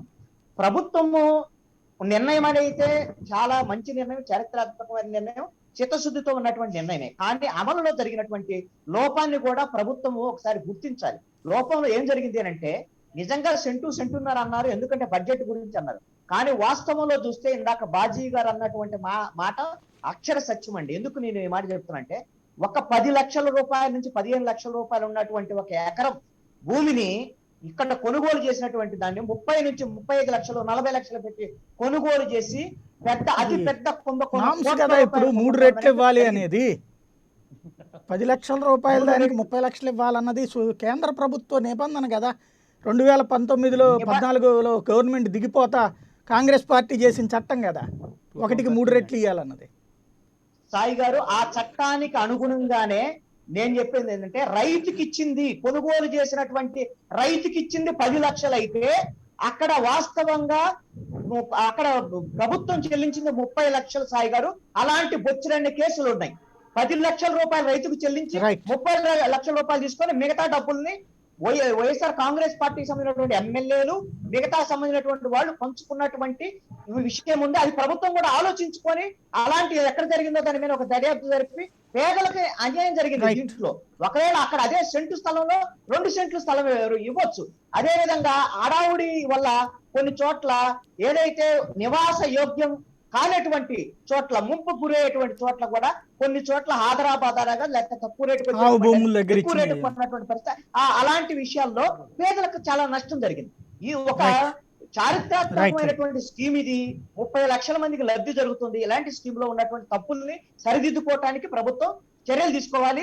ఈ తీర్పు అనేటువంటిది నేను అనుకోవటము ఇది మొత్తం స్కీమ్ ఆగిపోవటానికి మొత్తం ఈ కారణం అవుతుందని నేను అనుకోవటం లేదు. ఇంకా మెరుగ్గా ముందుకెళ్ళటానికి రాబోయేటువంటి తీర్పు కూడా ఉపయోగపడుతుందని నేను అనుకోను. బాజీ గారు ఏదో చెప్తున్నారు. సాయి గారు మీరు చెప్పింది అది కరెక్ట్ అండి. ఆవ భూములు ధరలు చెల్లించడం అనేది వాస్తవంగా మీరు చెప్పింది ప్రభుత్వం కోసం సేకరించేటువంటి ఏవైతే ఉన్నాయో వాటిని ధర 3 రెట్లు పెట్టి కొనమన్నటువంటి యాక్ట్ ఉందండి. కానీ ఇది ప్రైవేటు స్థలాలు కొనేటప్పుడు ఆ రైతుకి చెప్పినటువంటి బేరం ఏంటంటే ఈ అకౌంట్ ఇదైనా ప్రభుత్వం కొన్నట్టేనండి. దీంట్లో మిస్ అవుతున్నది ఒకటే, ప్రభుత్వమే కొంది. ఇక్కడ వాళ్ళకి 30 లక్షలు ఇప్పించి అందులో తినుండొచ్చును మీరు అన్నట్టు. బట్ దానికి దీనికి లింకప్ కాదు కదా. ఇప్పుడు ముందు పేదవాడి ఇంటికి సంబంధించిన చర్చ పక్కకి వెళ్ళిపోతుంది. నేను అనేది రాజకీయంగా మీరు రైట్ చేసే పాయింట్లలో అట్లాంటి కాదు. నేను అనే పాయింట్ అంటే రాజకీయంగా మీరు పోరాడచ్చండి, అట్లాంటి ఇష్యూస్ అన్నిటి మీదన మీరు అడగచ్చును. బట్ ఇప్పుడు మనం చర్చించుతున్నది కోర్టు తీర్పు వచ్చిన తర్వాత పేదవాడి బ్రతుక్కి సంబంధించిన అంశం ఏంటి, జరుగుతుందా జరగదా అన్నట్టు. మళ్ళీ మనం డైవర్ట్ అయితే ఇదివరకు దాని మీద చర్చించాం. ఆవు భూములకు అవసరం లేదు సార్. ఇందులో సామాజిక కోణం సృష్టించేటప్పుడు చెప్పుకోదగ్గ మాట ఏంటంటే ఏదైతే ప్రభుత్వాది నేతలు ఎవరైతే ఉన్నారో వాళ్ళు తీసుకున్నటువంటి డబ్బులు సమానమైన దృష్టి పారదర్శకంగా పోయినట్టయితే ఒక్కొక్కడికి 3 సెంట్లు వస్తుంది. ఈ 2 సెంట్లు సొమ్ము నాయకుడు తింటున్నాడు, 1 సెంట్ మాత్రమే ఈ లబ్ధిదారుడికి వెళ్తుంది. అది సమస్య అండి. దానివల్ల కూడా కోర్టులో నీకు గాలి లేదు, వాతావరణం లేదు, మరుగుడ్లు లేవు, డ్రైనేజ్ లేదు అనేటువంటి సమస్య వస్తుంది. విశాలమైనటువంటి స్థలం దొరికినప్పటికీ కూడా ఎక్కువ ధర చెల్లించి తక్కువ స్థలం కొనడం వల్ల ఇవాళ కోర్టులో అప్పుడు ఎందుకని కేంద్ర ప్రభుత్వం అట్లాగా చిన్నది కేవలం 356 అడుగులని ఎందుకు ఇచ్చింది? మరి కేంద్ర ప్రభుత్వం గైడ్ లైన్స్ ఇచ్చింది కేంద్ర ప్రభుత్వం కదా. మీరు చెప్పినట్టుగా వీళ్ళందరూ కాదని చెప్పేసి కేంద్ర ప్రభుత్వమే దాన్ని పెంచేసి ఇస్తే 3 సెంట్లు ఇవ్వమంటే సరిపోయేది కదా. 215 చదరపు అడుగులు గతంలో ఇందిరమ్మ ఇళ్ళకండి, తర్వాత ఎన్టీఆర్ రూరల్ హౌసింగ్కి 224 చదరపు అడుగులు, ఇప్పుడు 340 చదరపు అడుగులు. ఎక్కడ తేడా వచ్చింది? కేంద్రం తేడా చేసిందా లేకపోతే వీళ్ళు తేడా చేస్తున్నారా? నేషనల్ బిల్డింగ్ కోడ్ ఇచ్చినటువంటి దాంట్లో కట్టవలసిన దాన్ని ఎక్కువ ధరకి సొమ్ములు పక్కదారి పట్టించి చేసినటువంటి దాన్ని మాత్రమే ఈ రోజు చెప్తా ఉన్నాడు. ఏది ఎక్కడ జరిగింది అనేది. ఆవ భూముల్లో ధరలు ఉన్నాయో లేవో మీకు తెలుసు, మాకు తెలుసు, ఆ ప్యానల్ అందరికీ తెలుసు. కానీ ఆవ భూముల్లో కూడా దాని గురించి మీరు విమర్శించట్టు అంటలేదు, దాన్ని లింకప్ చేస్తున్నారని చెప్తున్నా నేను. లింక్ చేయట్లేదండి. ఇక్కడ కేంద్రం నామ్స్ ప్రకారం కట్టకపోతే తప్పు అవుతుంది. పారదర్శకంగా వ్యవహరించాల్సినటువంటి ప్రభుత్వం గాని ప్రభుత్వ అధికారులు గాని ఇక్కడ లోపభూయిష్టమైనటువంటి పద్ధతి పోవటం వల్ల సామాన్యుడికి దక్కాల్సిన న్యాయం ఏది ఉందో అది జరగలేదంటున్నాం సాయి గారు. ఈ సమస్యని పరిష్కరించాల్సిన బాధ్యత కోర్టు తీసుకోవాలి. డైవర్ట్ అవుతున్నాం, ఒక్క నిమిషం. కోర్టే తీసుకుంటుందండి. మళ్ళీ మీ దగ్గరికి వస్తాను. శాంతి ప్రసాద్ గారు ఒక్క 2 నిమిషాలండి. పురుషోత్తం రెడ్డి గారు కూడా లైవ్లో ఉన్నారు, వారి అవగానే మీ దగ్గరికి వస్తాను. పురుషోత్తం రెడ్డి గారు, ఇక్కడ 2-3 అంశాలు ఏంటంటే నేను ఈ పదం ఖచ్చితంగా వాడాలనుకుంటున్నాను. జనం ఉన్న 2 పార్టీలు వేరే ఆరోపణలు అవినీతి గురించి మాట్లాడారు. కేవలం చట్టాలు, నిబంధనలు, ఇప్పుడు ఇస్తున్న స్కీమ్ సంబంధించిన నిబంధనలు మాత్రమే పరిశీలించింది తప్పితే ఎంత డబ్బు ఖర్చు అయింది, అందులో ఎవరెవరు ఎంత తిన్నారు, ఆ కోణమే లేదు. అది మనం రాజకీయంగా చర్చిస్తున్నాం డిబేట్ లో. ఇది తప్పుదోవ బట్టి అదే వద్దన్నా నేను, అందుకని చెప్పాను రాజకీయం మాట్లాడండి. కరెక్ట్ ఆపమని చెప్పాను, బానే ఉంది, అదే చెప్పాను. రైట్ రైట్, తిరుపతి, చెప్పండి పురుషోత్తం. తిరుపతి రూరల్లో అర్బన్ ఏరియాలు కానీ రూరల్ ఏరియాలు కానీ ఈ తీర్పు వచ్చిన తర్వాత నేను వెళ్ళాను. అంటే మా విలేజ్ అవన్నీ ఉన్నాయి కాబట్టి అక్కడ గొడవ వేరే ఉంది. మీరు స్టార్టింగ్ లో ఒక పాయింట్ రైజ్ చేశారు, ఆ గొడవ జరుగుతోంది గ్రామాల్లో. అంటే ఇళ్ల స్థలాల చోట జరిగే నిర్మాణాలు ఏంటి ఆ గోల్ అంటే, అధికార పార్టీకి సంబంధించిన వాళ్ళు ఇది చంద్రబాబు నాయుడు పరోక్షంగా తీసుకెళ్లి కోర్టులో పిటిషన్ చేసి ఆపేశాడు అని వైసీపీ వాళ్ళు ఆరోపిస్తున్నారు. తెలుగుదేశం వాళ్ళు ఏం ఆరోపిస్తున్నారంటే, అక్కడే ఆ సైట్ కాడ ఇది డబ్బులు లేక ఇవ్వలేక వైసీపీ ప్రభుత్వం వాళ్ళు ప్రేరేపించి తీసుకొచ్చి మా మీద నెట్టేస్తున్నారు, వాళ్ళు కొట్లాడుతున్నారు. ఇది రియల్ కొట్లాట. ఎందుకు అంటే జనంతో ఉన్న పార్టీలు కదా ఇవి. ఎందుకంటే ఆ జనం సమస్యలు వేరే ఉన్నాయి. ఇప్పటి వరకు సాయి గారు ఈ కోర్టు తీర్పు వచ్చేంత వరకు నాకు వందల మంది చేసిన ఫోన్లు ఏంటంటే, టీవీ డిబేట్ లో పాల్గొంటుంటాం కాబట్టి ఒక డిమాండ్ ప్రభుత్వం మీద పెట్టమన్నారు. అదేంటంటే, ఈరోజు ప్రభుత్వం మాకు స్థలాలు ఇచ్చింది, మేము నిర్మాణం స్టార్ట్ చేశాము, చాలా చోట్ల అనాధికారికంగా వీలైన తొందరగా నిర్మాణాలు పూర్తి చేయమని ఒత్తిడి మా మీద చేస్తా ఉన్నారు అధికారులు, లేకపోతే మీ పట్టాలు పోతాయని బెదిరిస్తున్నారు. ఇది మా బాధ. మాకు ఒక ప్రభుత్వం ఒక అసెట్ ఇచ్చింది, దీన్ని మాకు ఓపుకున్నప్పుడు కట్టుకుంటూ పోతాము అనే మాట కూడా చాలా చోట్ల వస్తాము. ఇది ప్రాక్టికల్ గా ఆడ ఇళ్ల నిర్మాణం కాడ జరుగుతున్న బాధలు. ఎప్పుడైతే కోర్టు తీర్పు వచ్చిందో పరిస్థితి ఉల్టా అయిపోయింది. అంటే ఇప్పుడు రాజకీయ పార్టీలు కానీ అక్కడ ఉన్నటువంటి వాళ్ళు కానీ స్పందించాల్సిన ఇష్యూ అది. కాబట్టి ఈ నేపథ్యంలో కోర్టు తీర్పును మనం పరిశీలించాలి. ఎందుకంటే ఆ రెండు పార్టీలు ఎందుకంటే ఎక్కువ జనం ఉన్న పార్టీలు కాబట్టి వాళ్ళు ఆ సమస్యలు రైజ్ చేస్తున్నారు. ఇక్కడ నేను ఒక ఉదాహరణ చెప్తాను. రీచాలా డెవలపర్స్ బాంబే వాళ్ళు 208 ఎస్ఎఫ్టీల్లో 60 అంతస్తుల అపార్ట్మెంట్స్ సాయి గారు బాంబే నగరంలో 63 లక్షల నుంచి 1,89,00,000 వరకు 208 ఎస్ఎఫ్టీల్లో 60 అంతస్తుల్లో బిల్డింగ్ కడుతున్నారు. కేబినెట్ మహారాష్ట్ర ప్రభుత్వం ఇచ్చింది. ఇప్పుడు ఆ తీర్పును అమలు చేయాలంటే ఏం కావాలి? ఆంధ్రప్రదేశ్ హైకోర్టు తీర్పే బాంబే ఇస్తే ఢిల్లీ ఇస్తే ఏం చేయాలి? నాకున్న మేరకు ఇన్ని ఎస్ఎఫ్టీల్లో కడితే ఆరోగ్య సమస్యలు వస్తాయి, అంతర్జాతీయ ప్రమాణాలు ఉండవు, ప్రజల సౌకర్యాలు లేవు అంటే మా తిరుపతిలో కనీసం 50 పైచిలుకు శాతం ఇళ్ళు కొట్టేవాళ్ళు. అంగీకరించకూడదు. అసలు మధ్యతరగతి పూర్తిగా ఉండవు. ఉదాహరణ నేనే చెప్తాను. నేను మూడో ఇంట్లోకి వచ్చాను. 10 ఏళ్ల క్రితం నేను 325 ఎస్ఎఫ్టీలో ఉన్నాను.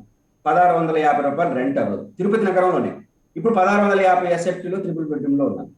అంటే మనిషి మార్పు. అంటే నగరాల్లో మనం అంతర్జాతీయ ప్రమాణాలు లేకపోతే ప్రజల ఆరోగ్యం అన్ని చూసుకోవద్దని నేను అన్నాను. రియాలిటీ ఏంటి? ఈ తీర్పు యొక్క రియాలిటీ ఫీల్డ్ లోకి వెళ్తే ఎలాంటి పరిణామాలు వస్తాయి అనేది ప్రధానమైన అంశం.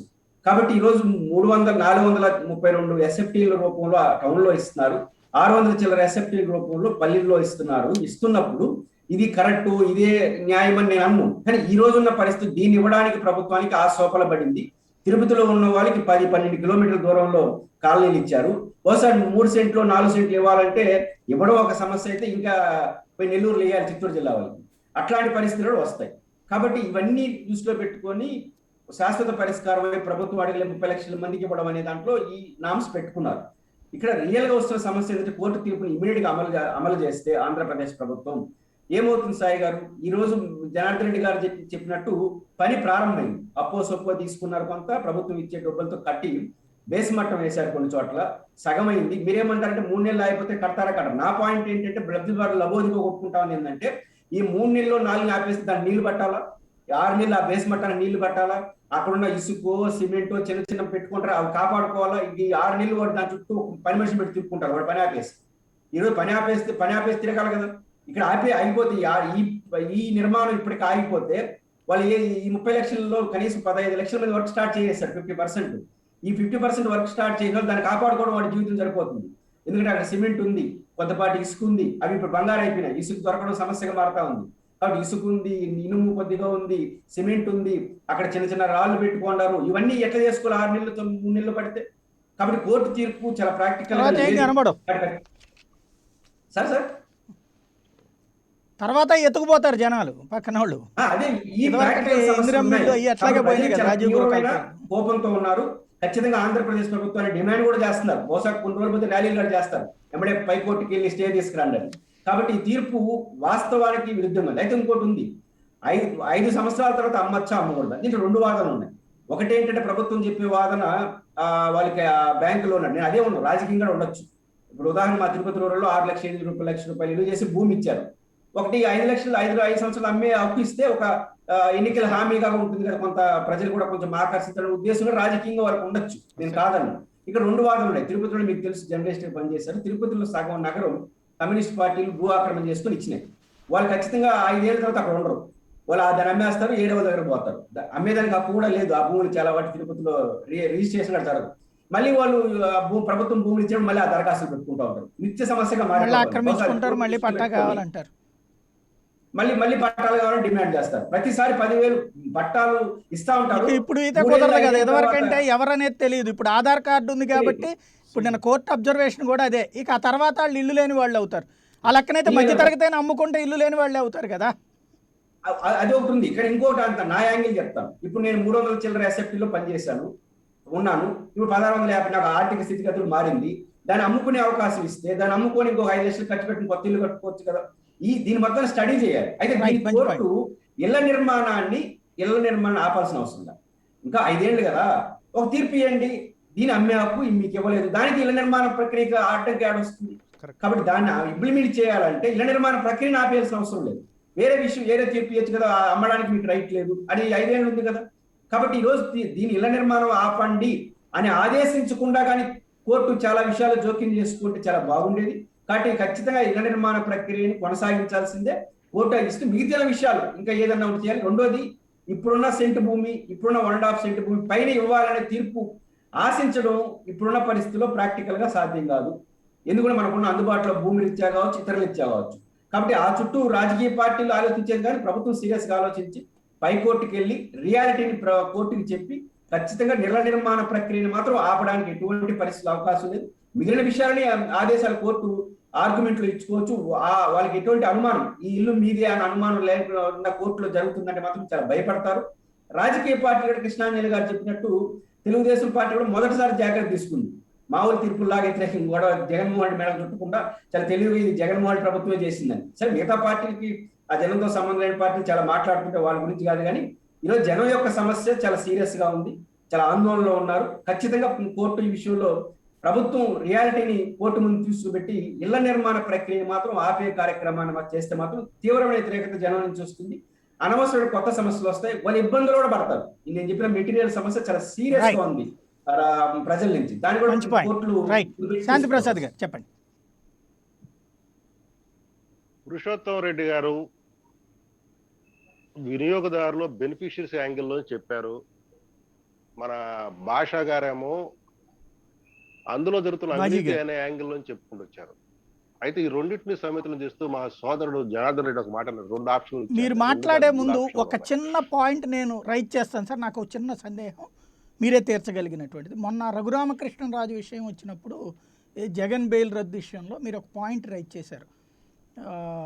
అసలు పిటిషనర్ అడగనటువంటి పాయింట్, జగన్ ఎందుకు కోర్టులోకి రాలేకపోయారు అన్న పాయింట్ని జడ్జిమెంట్లో పెట్టారు.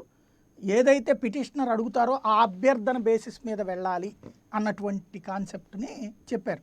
ఇక్కడ పిటిషనర్లు అడిగారా ఎన్ని సెంట్లు ఉండాలి, వాతావరణము లేకపోతే ఈ ఇతర పర్యావరణ అంశాలు ఇట్లాంటి వాటి మీద అన్నది పిటిషనర్లు అడిగితే మెన్షన్ అయిందా లేకపోతే వేరేగా ఉందా?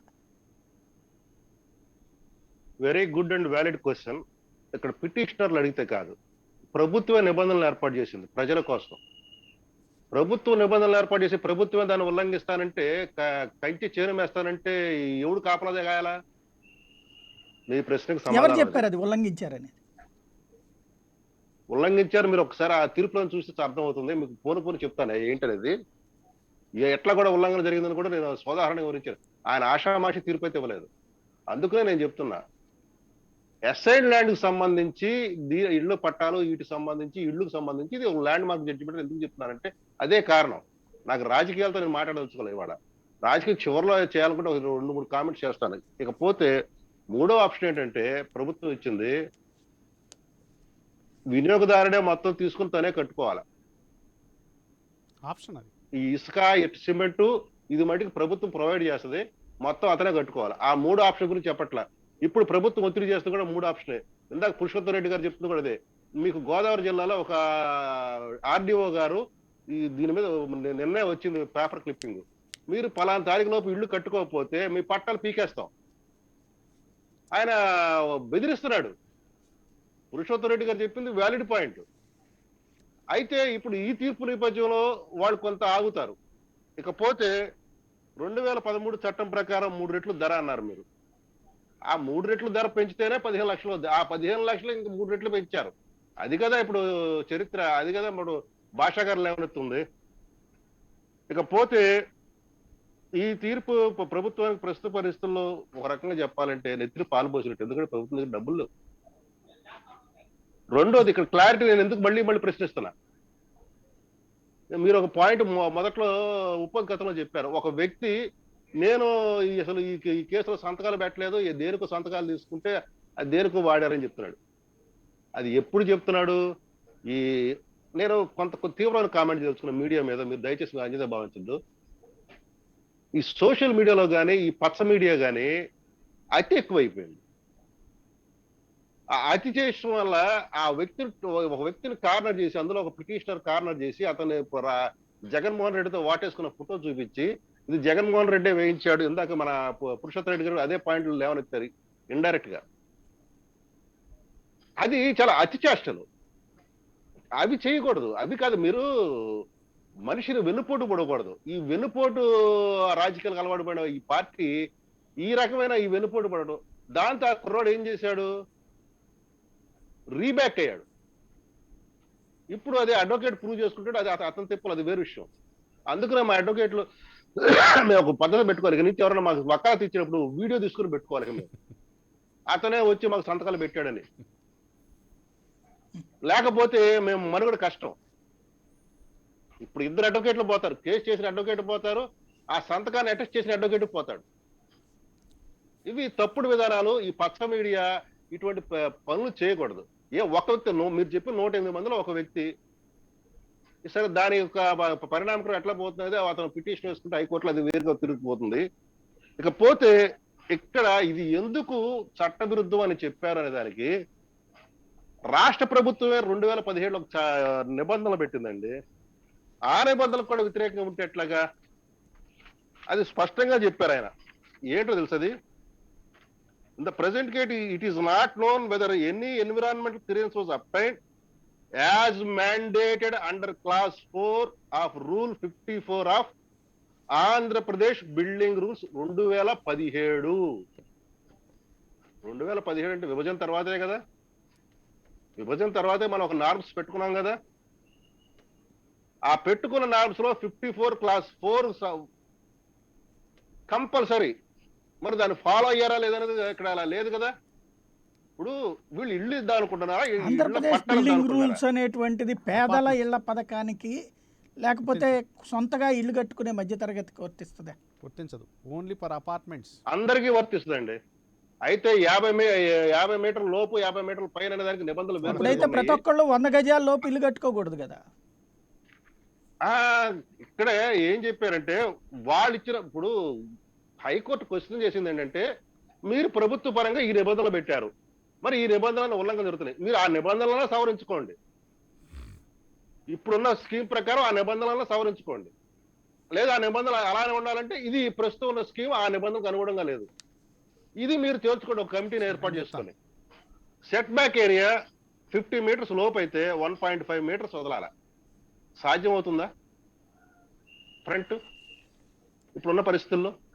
మరి అది నిబంధన, అది నేషనల్ బిల్డింగ్ కోడ్ ప్రకారం నిబంధన, మరి సవరించుకోవాలా. అలాగే 50 స్క్వేర్ మీటర్స్ లోపు 50 స్క్వేర్ మీటర్స్ పైన ఉన్న బిల్డింగ్స్ కి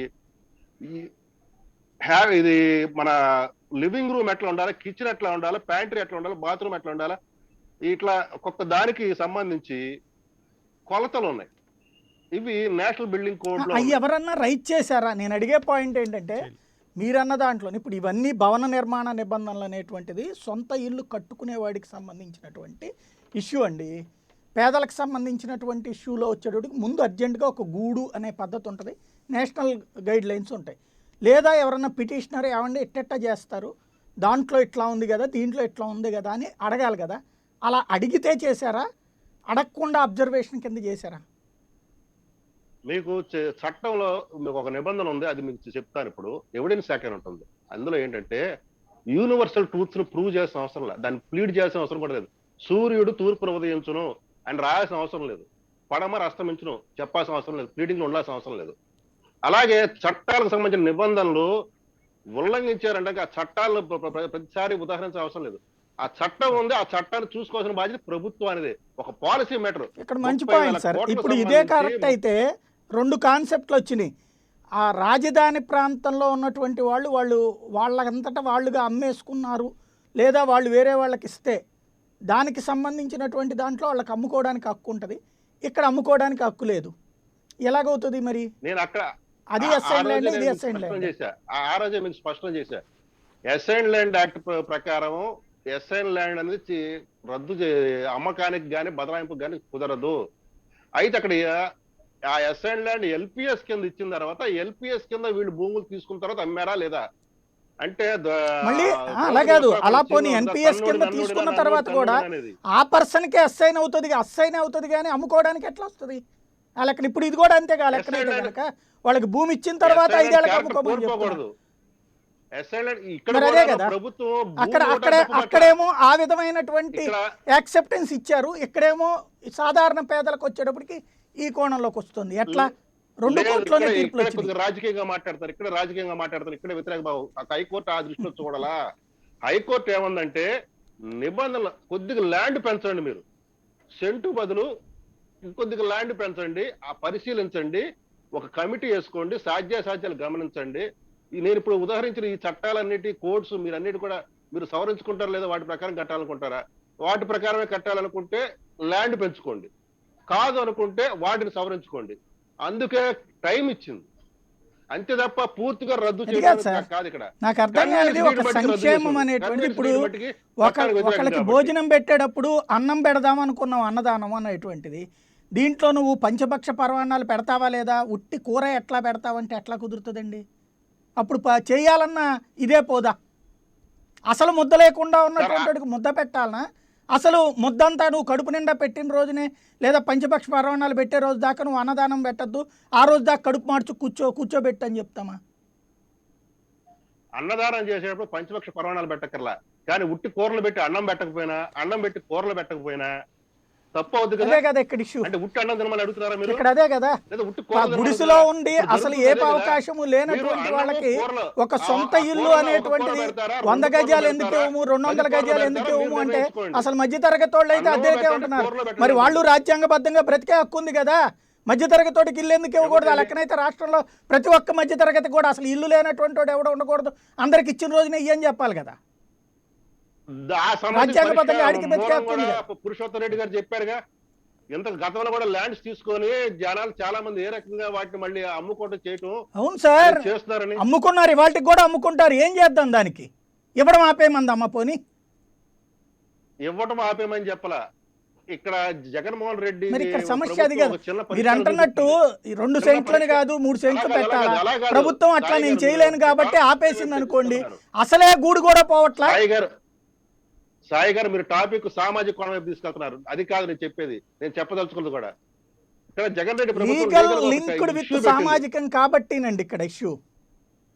నేను సామాజిక కోణం నేను ఇప్పుడు మాట్లాడదలుచుకున్నాను, నేను సామాజిక కోణం మాట్లాడి చాలా తీవ్రంగా కామెంట్లు చేయాల్సి వస్తుంది, అందుకు నేను ఇప్పుడు కామెంట్స్ చేయదలుచుకోవాలా.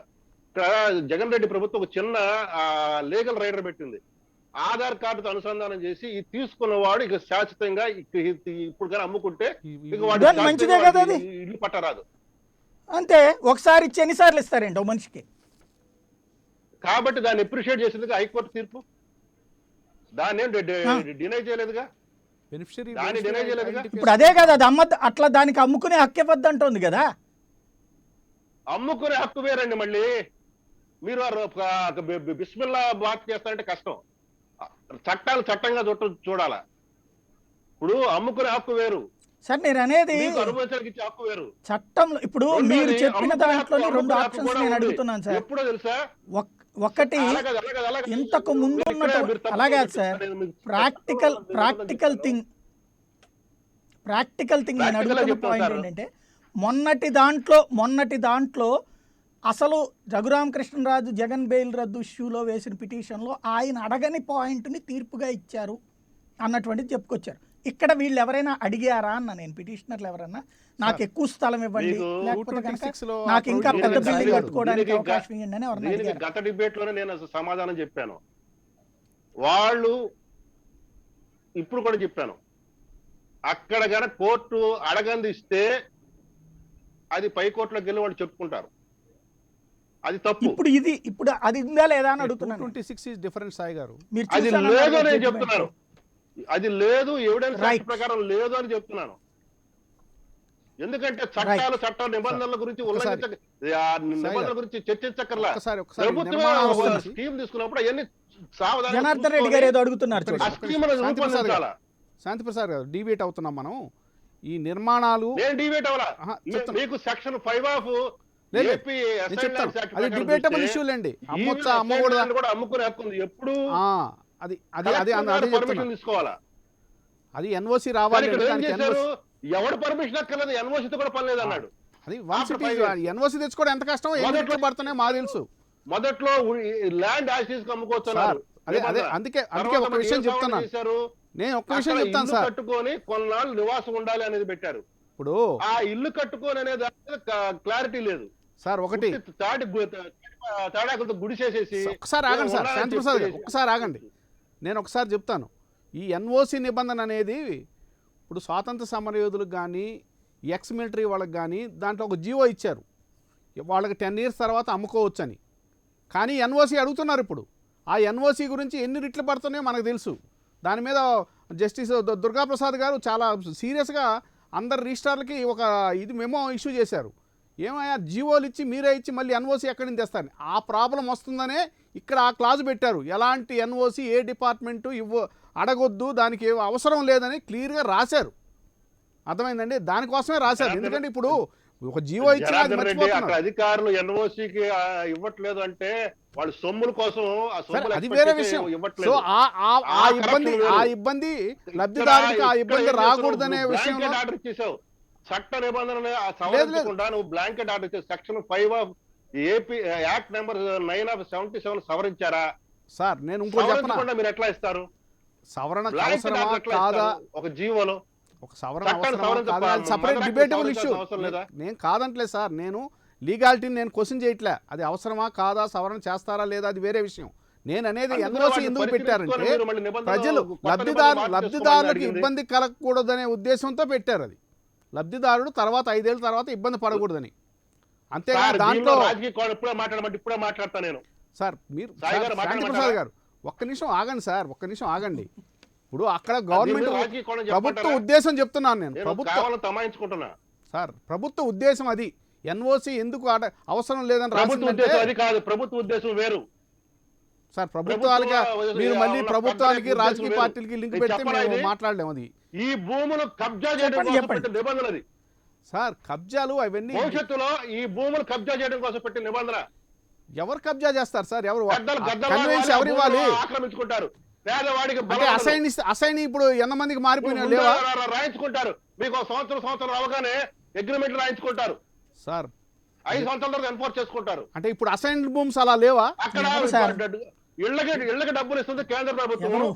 ఉచిత హౌస్ రేట్ సార్ ప్రభుత్వం కేంద్ర ప్రభుత్వం ఏం సార్ డబ్బులు ఇచ్చేది? కేంద్రానికి ఎక్కడి నుంచి వస్తాయి సార్ డబ్బులు? అంటారు. కేంద్రం నుంచి రాజకీయంగా చేస్తారు. ఇప్పుడు ఇప్పుడు సార్ నేను శాంతిప్రసాద్ గారు రాజకీయ ఎలిగేషన్ చేస్తున్నా.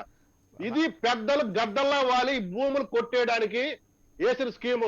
పనిలో పనిగా గవర్నమెంట్ సొమ్ము కూడా చట్టపరంగా తింటానికి వేసిన స్కీమ్ ఇది. సార్ ఇది పెద్ద స్కామ్. భాషా గారు చెప్పినట్లు. ఇంక మరి మీరు ఆ విధంగా ఎప్పుడు ఏదో జరుగుతుంది. వీళ్ళు ఎక్కడ సార్ ఇల్లు కట్టేది? మరి మీరు మరీ రాజకీయంగా ఎప్పుడో జరగబోయేదాన్ని ఇలా జరుగుతుందని ఎక్కడన్నా జరిగిందా? కెలకద్దన్నది అందుకునే నేను చివరిలో చెబుతానయా బాబు అంటే అంటే అదే కదా సార్. జరగబోద్ది గద్దల్లాగా తనుకోపోతారు. అలా కాదు. మనం ఊహాగానాల్లో మనం మాట్లాడాలి. ఆవేశంగా ఏమైనా మాట్లాడచ్చు. ఉద్దేశం అదే. ప్రాక్టికాలిటీకి మిస్ అయ్యేది అదే. ఇప్పుడు వాంబే కాలనీలో ఇళ్ళు అమ్ముకున్నారు, లేకపోతే ఇందిరమ్మ ఇళ్ళు అమ్ముకున్నారు, రాజీవ్ గురకల్ప ఇళ్ళు అమ్ముకున్నారు. వాళ్ళు అమ్ముకుంటున్నప్పుడు అమ్ముకోవడానికి ఏమవుతుంది అంటే రిజిస్ట్రేషన్ చేసేటువంటి హౌస్ అయితే కనుక 20 లక్షలు చేసుద్ది, రిజిస్ట్రేషన్ లేనప్పుడు 5 లక్షలు చేస్తుంది. అక్కడ కూడా నష్టపోయేది పేదోడే. ఇది 20 లక్షలకి వెళ్తుంది అప్పుడు.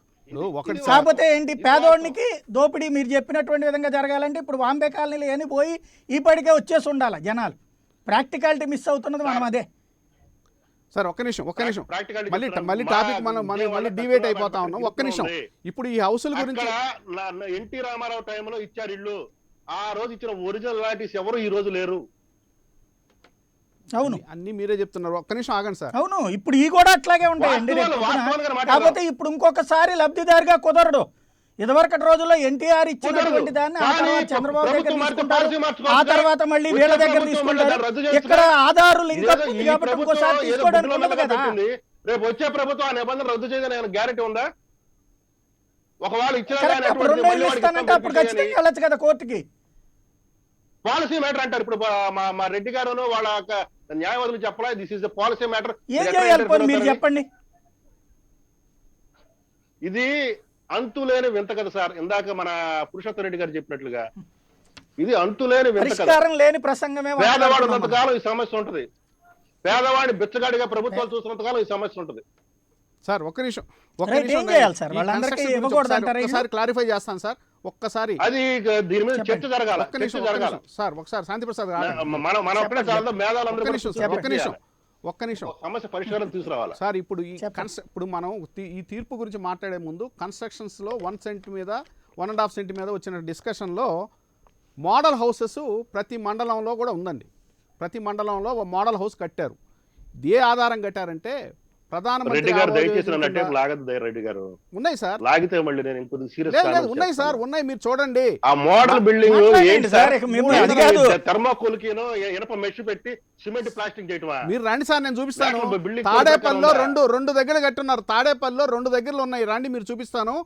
ఏది కూడా నేషనల్ బిల్డింగ్ కోడ్ ప్రకారం ప్రధానమంత్రి ఆవాస్ యోజన కింద ఇచ్చినటువంటి ఇళ్ళకి ఇచ్చినటువంటి ఫోటోలు వస్తున్నాయి. లేదు సార్, ఇప్పటికే ఉన్నాయి. ఫోటోలు కట్టి 1.5 year అయినాయి.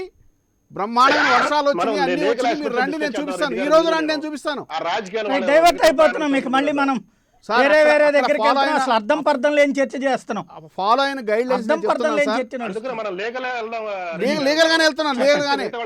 సో బిల్డింగ్ కోడ్, బిల్డింగ్ చెప్పండి, ఎన్బిసి నేషనల్ బిల్డింగ్ వస్తున్నాను కోడ్, బాజీ గారు, ఒక్క సెకండ్. నేషనల్ బిల్డింగ్ కోడ్ అయితే ఏదైతే చెప్పండి, ఉందో దాని ప్రకారం 345 SFTలో ఇండిపెండెంట్ హౌస్, ఇది అపార్ట్మెంట్ కూడా కాదు, ఇండిపెండెంట్ హౌస్. తర్వాత లేఅవుట్లు జగనన్న ఏదైతే కాలనీలు ఉన్నాయో G+3 ఉంది మీ స్కీమ్ లో. ఇప్పుడు లేవండి. లేని స్థలం లేని దగ్గర, స్థలం దొరకని పక్షంలో తీర్పులో ఉంది, ఉదాహరించబడి ఉంది. సార్ తీర్పు సంగతి కాదు, నేను జీవోలో చూపిస్తాను. స్థలాలు దొరక్కపోతే, జీవోలో చెప్తున్నాను, స్థలాలు దొరక్కపోతే మీకు జీవో నా దగ్గర ఉందండి, నా దగ్గర కూడా ఉంది. లేదు, నా దగ్గర చెప్తుంది వాస్తవం కాదు. 3+1 స్థలాలు దొరకదు. తెలుసా? ఇదిగో నేను చదువుతున్నాను, చదవండి. జీవో నంబరు అర్బన్ అదే 367లో, జీవో నెంబరు 367లో ఉంది చూడండి. గైడ్ లైన్ నంబర్ 2లో ఉంది. రెండో నెంబర్ లో క్లాస్ బి లో housing unit shall be constructed following G+1 rate of the 100 units in extra of అందరూ చెప్తున్నది ఒకటేనండి, స్థలాలు దొరక్కపోతే అనే దాంట్లో ఎక్కడ తేడా ఏం కనిపించట్లా. స్థలాలు దొరికిన చోట ఇండివిజువల్ దొరకకపోతే 3 అంతస్తుల బిల్డింగ్. ఇందులో లేదా మాట అన్ని 3 అంతస్తులే ఉందా? అవన్నీ అందరూ రాతపూర్వకం ఉండాలి సార్. మీరు జీవోలు ఇచ్చినప్పుడు సమస్య అది కాదు సార్. 1+3 కడుతున్నారా సార్? ఇప్పుడు కట్టే అన్ని జగనన్న కాలనీలో వచ్చే ఇళ్ళన్నీ కూడా ఇండిపెండెంట్ హౌసెస్. ఇందులో క్యాస్ట్, క్రీడ్, రిలీజియన్ గురించి మాట్లాడారు కానీ సెక్స్ గురించి ఎక్కడ మాట్లాడాల సార్. అది ఇప్పుడు దీపం పథకం సెంట్రల్ గవర్నమెంట్ లో గ్యాస్ ఇస్తుందండి. ఎవరి పేరు మీద ఇస్తుంది? గ్యాస్ కనెక్షన్ ఎవరి పేరు మీద ఇస్తుంది సార్? వంట ఎక్కువ ఉండేది ఆడవాళ్ళేనండి. అంటే వాళ్ళని వంటింటికే పరిమితం చేస్తారా? అంటే వంటింటికే పరిమితం చేస్తారా? నేను గానీ సార్ మనం వండదు కదా సార్. అరే వంటింటికే పరిమితం చేస్తారా? అంట కాఫీ పెట్టుకుంటాం కానీ ఎందుకు అనుకోవాలి అలా? కొత్త దానికి వెళ్తున్నాం బాజీ గారు. రైట్ సో సార్ ఒక్క నిమిషం సార్, సాయి గారు ఈ కన్స్ట్రక్షన్ ఇది క్లారిఫై చెప్పండి. ఎక్కడ కూడా ఏ ఇల్లు కూడా ప్రధానమంత్రి ఆవాస్ యోజన కింద ఇచ్చినటువంటి వాటికి కానీ నేషనల్ బిల్డింగ్ కోడ్కి ఇచ్చినటువంటి స్పెసిఫికేషన్స్ కన్నా 1-2 ఫీట్లు ఎక్కువే ఉన్నాయి కానీ ఎక్కడా తక్కువ లేవు. ఏదైతే హాల్ కానివ్వండి, బెడ్రూమ్ కానివ్వండి, కిచెన్ కానివ్వండి, టాయిలెట్స్ కానివ్వండి, ఒక 2-3 ఫీట్లు ఎక్కువే ఉన్నాయి. దానికి కావాలంటే నేను ఎక్కడికైనా వస్తాను, ఛాలెంజ్ చేస్తాను. అంతేగాని international standards, international covenants, world health organisations, మురికి కాలనీలు ఇవన్నీ కూడా కరెక్ట్ కాదు. ఇవన్నీ కూడా ఖచ్చితంగా స్పెసిఫికేషన్ ఇచ్చినటువంటి సెంట్రల్ గవర్నమెంట్ దానికన్నా ఒక 2 ఫీట్లు ఎక్కువే ఉన్నాయి. దాన్ని నేను ఎక్కడైనా కావాలంటే ప్రత్యక్షంగా ఉన్నటువంటి కట్టిన మోడల్ హౌస్కి వచ్చినా కానీ నేను చూపించేదానికి నేను రెడీగా ఉన్నా. రైట్. ఫైనల్గా బాజీ గారు. సాయి గారు, ఇక్కడ అందరూ మాట్లాడిన నాకు అర్థమవుతుంది ఏంటంటే, దేశ ప్రధాని దేశం మొత్తం కూడా ఇచ్చినటువంటి ఇళ్ల లింకేజ్ స్కీము, ఇప్పుడు వారు చెప్పినటువంటి, ఇప్పుడు ఎట్టగట్ట కష్టపడి జనార్దన్ రెడ్డి గారు నోటితో చెప్పారు, ప్రధానమంత్రి ఆవాస్ యోజన. ప్రధానమంత్రి ఆవాస్ యోజన స్కీమ్ కింద ఇచ్చినటువంటి అన్ని ఇళ్లలో కూడా మీరు కొనుక్కున్న స్థలం కొనుక్కొని కట్టుకున్నా, నేను వెళ్ళి అపార్ట్మెంట్లో కొనుక్కున్నా, లేకపోతే శాంతిప్రసాద్ గారు సొంతంగా కట్టుకున్నా, ప్రధానమంత్రి స్కీమ్ నుంచి డైరెక్ట్ గా డబ్బులు ఆ సబ్సిడీ స్కీమ్ అమౌంట్ ఏదైతే ఉందో అది అందులో పడిపోతుందండి.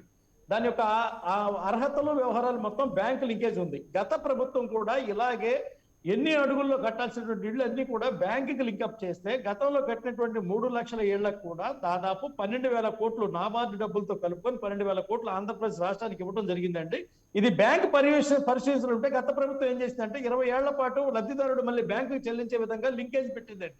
నేను ఇంకోటి ఏమిటంటే, ఇప్పుడు ఆంధ్రప్రదేశ్ లో జరుగుతున్నటువంటి ఈ స్కీమ్ కూడా ప్రధానమంత్రి ఆవాస్ యోజన స్కీము, దీని కింద ఇచ్చేటువంటి 1,80,000 రాష్ట్రానికి ఇస్తున్నటువంటి ప్రధానమంత్రి, కానీ వేసుకున్నటువంటి స్టిక్కర్ చెప్తున్నటువంటి మాటలు అది వేరే లెక్క. దాని గురించి మనం మాట్లాడుకోవాల్సింది ఇప్పుడు, ఎందుకంటే ప్రజలందరికీ తెలుసు.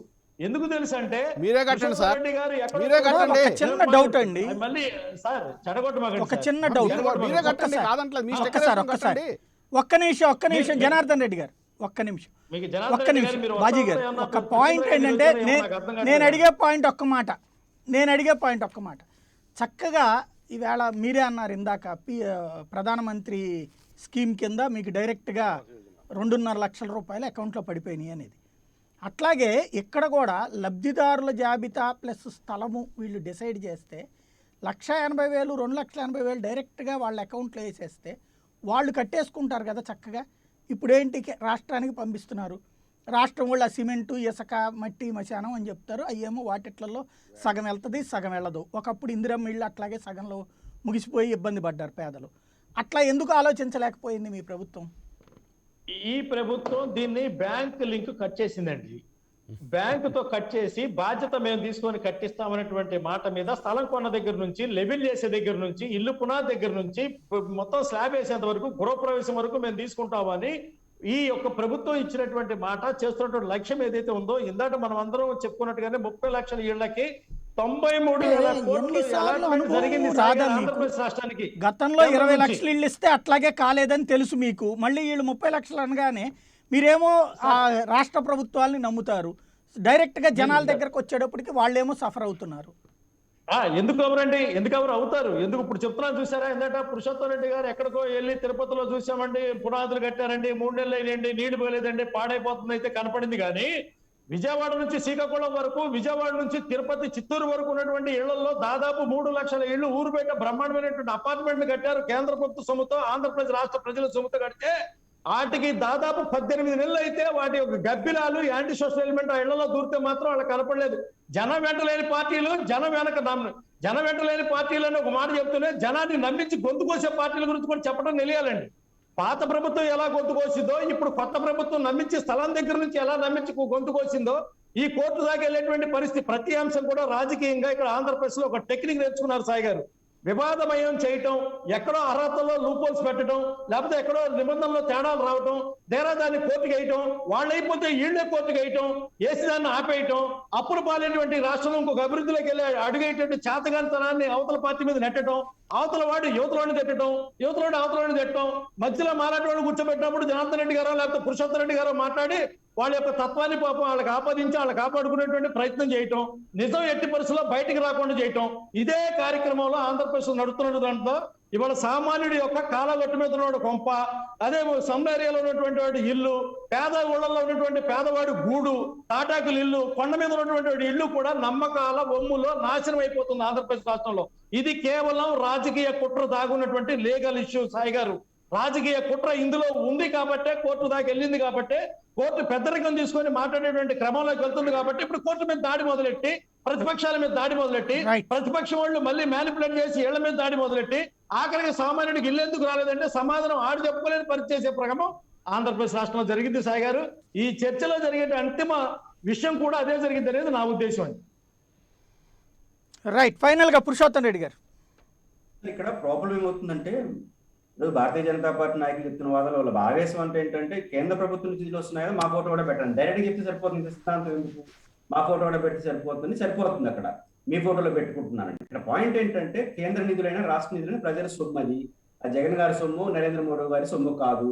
రాష్ట్రాలు రాష్ట్ర ప్రభుత్వం పరిధిలో ఉంటాయి. ఇప్పుడు కేంద్రంలో కడుతున్న ప్రాజెక్టులన్నీ రాష్ట్రాలు ఇచ్చిన డబ్బులే. ఆడేమైనా Jagan photo, Chandrababu photo, KCR photo మీరు పెడతారా? మీ ఫోటోలు పెట్టుకుంటారు. రాష్ట్రంలో వచ్చిన డబ్బులు వాళ్ళు పెట్టుకుంటారు. అది మాట్లాడుకోవాల్సిన తప్ప పెద్ద ఇష్యూ కాదు. రెండో అంశం మీకే తలకాయ ఉందలేండి. రియాలిటీకి ఏంటండి సార్, ఏంటి సార్ డిబేట్ లో మీరు రాజకీయాలు మాట్లాడడం కాకుంటే రైట్ రైట్, డైవర్ట్ కావద్దు, వ్యక్తిగతంగా కేసీఆర్ చెప్పారు మొన్న, కేసీఆర్ గారు అసెంబ్లీలో చెప్పారు సెంట్రల్ గవర్నమెంట్ తలకాయ మాట ఏం మాట్లాడు బాజీ గారు, ఏం మాట్లాడుతున్నారు మీరు? అంత సీనియర్ రాజకీయ నాయకులు తలకాయ లేకుండా మాట్లాడుతున్నారని మీరు ఆ మాట వాపస్ తీసుకోండి. బాజీ గారు మీరు ఆ మాట వాపస్ తీసుకోండి. ఒక డిబేట్ లో కూర్చొని తలకాయ లేదంటావా? తప్పు. ఎవరైనా తప్పు మాట్లాడితే ఖండించాలి. ఏం మాట్లాడతారు మీరు? తలకాయ లేదని. ప్లీజ్ డైవర్ట్ కావద్దు, ప్లీజ్ వ్యక్తిగతంగా వెళ్ళొద్దు, ఏం మాట్లాడుతున్నాడు ఆయన? వ్యక్తిగతంగా వద్దు, ప్లీజ్ వ్యక్తిగతంగా వద్దు. ఒక్క నిమిషం, టైం వృధా అవుతుంది, దయచేసి ఒక్క నిమిషం. ఏం మాట్లాడతారండి అది? రైట్, మీ ఇద్దరు దయచేసి ఆగండి. పురుషోత్తం రెడ్డి గారిని మాట్లాడేయండి. ఒక్క నిమిషం, పురుషోత్తం రెడ్డి గారు కంక్లూడ్ చేయండి. ప్రాబ్లం ఏంటంటే నాకు నిశ్చితమైన అభిప్రాయం, కేంద్ర ప్రభుత్వం అన్నెసరీ పెత్తనం చేస్తా ఉంది రాష్ట్ర ప్రభుత్వాల మీద. ఇప్పుడు ఆయన ఉపన్యాసం చెప్తే అదే మాట్లాడాల్సి వస్తుంది. ఎవరండి మీరు? రైట్ సార్, మీరు డైవర్ట్ చేసుకోవద్దు. ఇప్పుడు కేంద్ర ప్రభుత్వం పక్క దేశం వాళ్ళు పరిపాలించరు, రాష్ట్ర ప్రభుత్వాన్ని ఇతర రాష్ట్రాల వాళ్ళు వచ్చి పరిపాలించరు. ఇక్కడ స్టిక్కర్లు వేసుకుంటున్నారని వాళ్ళ బాధ. మా స్టిక్కర్లు కూడా వేయలేదు అనేది మీరే అన్నారు. అదే సందర్భంలో వాళ్ళ డబ్బులు మోడీ డబ్బులు కాదు, జగన్ డబ్బులు కాదు, కాబట్టి వీళ్ళు స్టిక్కర్లు వేసుకున్నారు కాబట్టి పక్కన మాది కూడా ఏంటంటారు. కాబట్టి ఇష్యూ డైవర్ట్ అయిపోతున్నాం మనం. స్టిక్కర్ల సమస్య కాదు. పాయింట్ ఏంటంటే ఎవరు మీరు కేంద్ర ప్రభుత్వం దబాయించిన ప్రతిసారి రాష్ట్రాల్లో వచ్చే నిధుల్ని మా నిధులు అంటారు. మీ నిధులు ఎట్ట అవుతాయి? ఈ రోజు భారతదేశంలో ఆంధ్రప్రదేశ్, తమిళనాడు, తెలంగాణ, మహారాష్ట్ర ఇప్పుడు కేంద్రానికి సంబంధించిన నిధులు అంటే అది కాదండి, పాకిస్తాన్ నిధులు అని చెప్పరు కదా. మా నిధులు అంటే భారతదేశపు నిధులని. ఎందుకు మళ్ళీ దాన్ని మనం చర్చకి వెళ్ళడం? నా అభ్యంతరం అదే సాయి గారు. ఈ రోజు రాష్ట్రాల నిధులతో కేంద్రం నడుస్తుంది. ఇప్పుడు చర్చ దానికి టైం వేస్ట్ కదా అంటున్నా. దానికి చర్చ ఇప్పుడు కేంద్ర రాష్ట్ర సంబంధాలు, లేకపోతే ఇప్పుడు మీరు నేను కడుతున్న డబ్బులు కార్పొరేషన్ కట్టే, లేకపోతే ఇవన్నీ జగన్ నా డబ్బులు అని ఎందుకు చెప్తాడు మరి? లేకపోతే కేసీఆర్ నా డబ్బులు అని ఎందుకు చెప్తాడు? ప్రభుత్వాలు అన్నప్పుడు నా అన్నే చెప్తాయి. దాని గురించి చర్చ ఎందుకు టైం ఉండగా? నా పాయింట్ అది కాదు. ఇప్పుడు ఇళ్ల గురించి మాట్లాడదాం. ఇళ్ల గురించి మాట్లాడండి సార్. నేను అదే చెప్తున్నాను సార్, ఇక్కడ అభ్యంతరం అదే. ఇప్పుడు కేంద్ర ప్రభుత్వం సారథ్యం జరిపే స్కీములు మీ పేరు పెట్టుకుంటే, అరే కేంద్ర ప్రభుత్వం నిధుల రాష్ట్ర ప్రభుత్వం లెక్క కాదు సార్. ఇప్పుడు ఇళ్లకి పరిష్కారం ఏంటి? ఎవరి స్టిక్కర్ వేసుకుంటే మీకు నాకెందుకు? నా పాయింట్ మీతో నేను నివేదించే అదే అంశం అదే. కేంద్ర ప్రభుత్వం సారథ్యంలో జరిగే పేర్లు మీరు ఎట్లా పేర్లు పెట్టుకుంటారో, రాష్ట్ర స్థాయిలో జరిగే పేర్లు వీళ్ళు పెట్టుకుంటారు. మీ డబ్బు మా డబ్బు ఇంకా పేరు. మళ్ళీ ఇప్పుడు ఆ పేర్ల గురించిన చర్చ టైం దండగ సార్ అంటున్నా నేను. బాజీ గారి బాధ అంతా అదే కదా, ఇంకేముంది? ప్రజలేముంది? బాజీ గారి బాధ అంతా అదే కదా. అరే అది ఆపేశాను నేను ఆయన్ని, మీరు తీసుకెళ్లి మళ్ళీ దాంట్లో పెడుతున్నారు అంతే. నేను చెప్పట్లా, దాన్ని ఖండించాలి కదా. ఇప్పుడు అక్కడ స్కీముల్లో నరేంద్ర మోడీ అని పేరు పెట్టుకోవట్లా, ప్రధానమంత్రి అని పెడుతున్నారు. ఇక్కడ ముఖ్యమంత్రి అని పెట్టట్లే. ఇప్పుడు ఆ లెక్కనే చర్చ అంతా అది వేరే వైపుకి వెళ్తుంది. నేను అంటున్న పాయింట్ ఏంటంటే ఇవాళ ఈ సమస్యకి పరిష్కారం ఎవరు చేయాలి? ఏమండి, రాష్ట్రంలో ఉన్న జనసేన గాని, కాంగ్రెస్ గాని, బీజేపీ గాని, వామపక్షాలు గాని జనంతో లేని పార్టీలా? ఎట్లా మీరు ఆ ఒక్క వ్యాఖ్యానం వల్ల కొద్దిగా ఆయన అభ్యంతరం తీసుకున్నాను. నేను కూడా తీసుకున్నాను అనుకున్నా కానీ కదా మీ మీద ఉన్న గౌరవంతో మాట్లాడలా. కాదు, నేను సాయి గారు ఒక్క నిమిషం నాకు అవకాశం ఇవ్వండి. నేను మళ్ళీ అదే మాట్లాడుతున్నా. నేను జనంతో ఉన్న పార్టీలను అంటే జనం ఉన్న పార్టీలని నా అభిప్రాయం తెలుగుదేశం, వైఎస్ఆర్ కాంగ్రెస్ పార్టీ జనం ఉన్న పార్టీలు. నా దృష్టిలో జనసేన, వామపక్షాలు మీరందరూ ఈ రోజుకి జనం లేని పార్టీలు. దాంట్లో ఈ రాజకీయ వాక్యం ఇప్పుడు నేను చాలా తీవ్రంగా ఖండిస్తున్నాను. మిగతా పార్టీలు రెడ్డి గారు ఈ రద్దు వాక్యం చేసేద్దాంలేండి సార్. తీవ్రంగా ఖండిస్తున్నాను. ఆయన ఎవరండి చెప్పడానికి? మిగతా పార్టీలన్నీ రద్దు చేసేద్దాం. తెలుస్తుంది కదా మీ రకం జనం కళ్ళు కూడా. చూస్తున్నారా, చెవులు వింటున్నారా? పని పాటలు లేని వాళ్ళందరినీ పిలుచుకోండి. ప్రజాస్వామ్యంలో మా యొక్క ఊరికి కనపడదా మీకు? ప్రజాస్వామ్యానికి అంటే అపహాస్యం జనం చేసుకునే అంటే మాటలు మనం మాట్లాడుకుంటాం. ప్రలోభాలు పెట్టి ఎంచుకుంటేనే జనాలా? అవినీతి సొమ్ము తెచ్చుకుంటే జనాలు వస్తారా? రైట్ రైట్ డబ్బు రైట్ రైట్ పెట్టుకునే రైట్ జనాలు వచ్చేది మా ఇదే పార్టీ సార్ అండి. మనకి డబ్బులు ఇప్పుడు జనాలు ఇళ్ల వచ్చి విషయంలో జనాలు ఎలా వచ్చి చర్చ పట్టుకెళ్తుందో ఆ పార్టీ ఇదే గురించి జరుగుతోంది. మాట్లాడతారు రెడ్డి గారు. పురుషోత్తం రెడ్డి గారు నేను బద్వేలో చెప్తాను, Please, please, చెప్పాను. please. జనసేన పార్టీ మీరు దాంట్లో ప్లీజ్ చాలా ప్లీజ్ గౌరవం. ప్లీజ్ మీరు ప్లీజ్ చాలా తప్పు టాపిక్ మాట్లాడుతున్నారు. ఎక్కడ నుంచి ఎక్కడ ముగియాలో అక్కడ ముగియట్లేదు. ఒక్క నిమిషం. పురుషోత్తం రెడ్డి గారు టిట్కో గురించి మనం విడిగా మాట్లాడలేదు. మీరు అది ఇందిరా మిల్లు మాట్లాడారు. గురించి మాట్లాడలేదు. ఇవాళ ఈ ఇళ్ల జగన్ పరిష్కారం ఇల్లు- మరి ఏంటి? కేంద్రం ఇచ్చినప్పుడు కేంద్రం అంటే తప్పు వచ్చిందే. జగన్ ఎట్ట పెట్టుకుంటాడు? జగన్ ఎట్ట పెట్టుకుంటాడు? తన పేరు ఎట్ట ఇష్యూ పెట్టుకుంటాడు? డైవర్ట్ మరి అయిపోతున్నాం. మళ్ళీ ప్రశ్నిస్తారా మీరు? ఇష్యూ డైవర్ట్ అయిపోతున్నాం. ఆయన జేబులో డబ్బులు ఇయ్యి. ఇష్యూ డైవర్ట్ అయిపోతున్నాం. నేను అంటుంది అదే, అది వద్దని చెప్తున్నా. ప్లీజ్ ఏం మాట్లాడతారు మీరు? ప్లీజ్ ప్లీజ్ మీరు దబాయించారు నన్ను.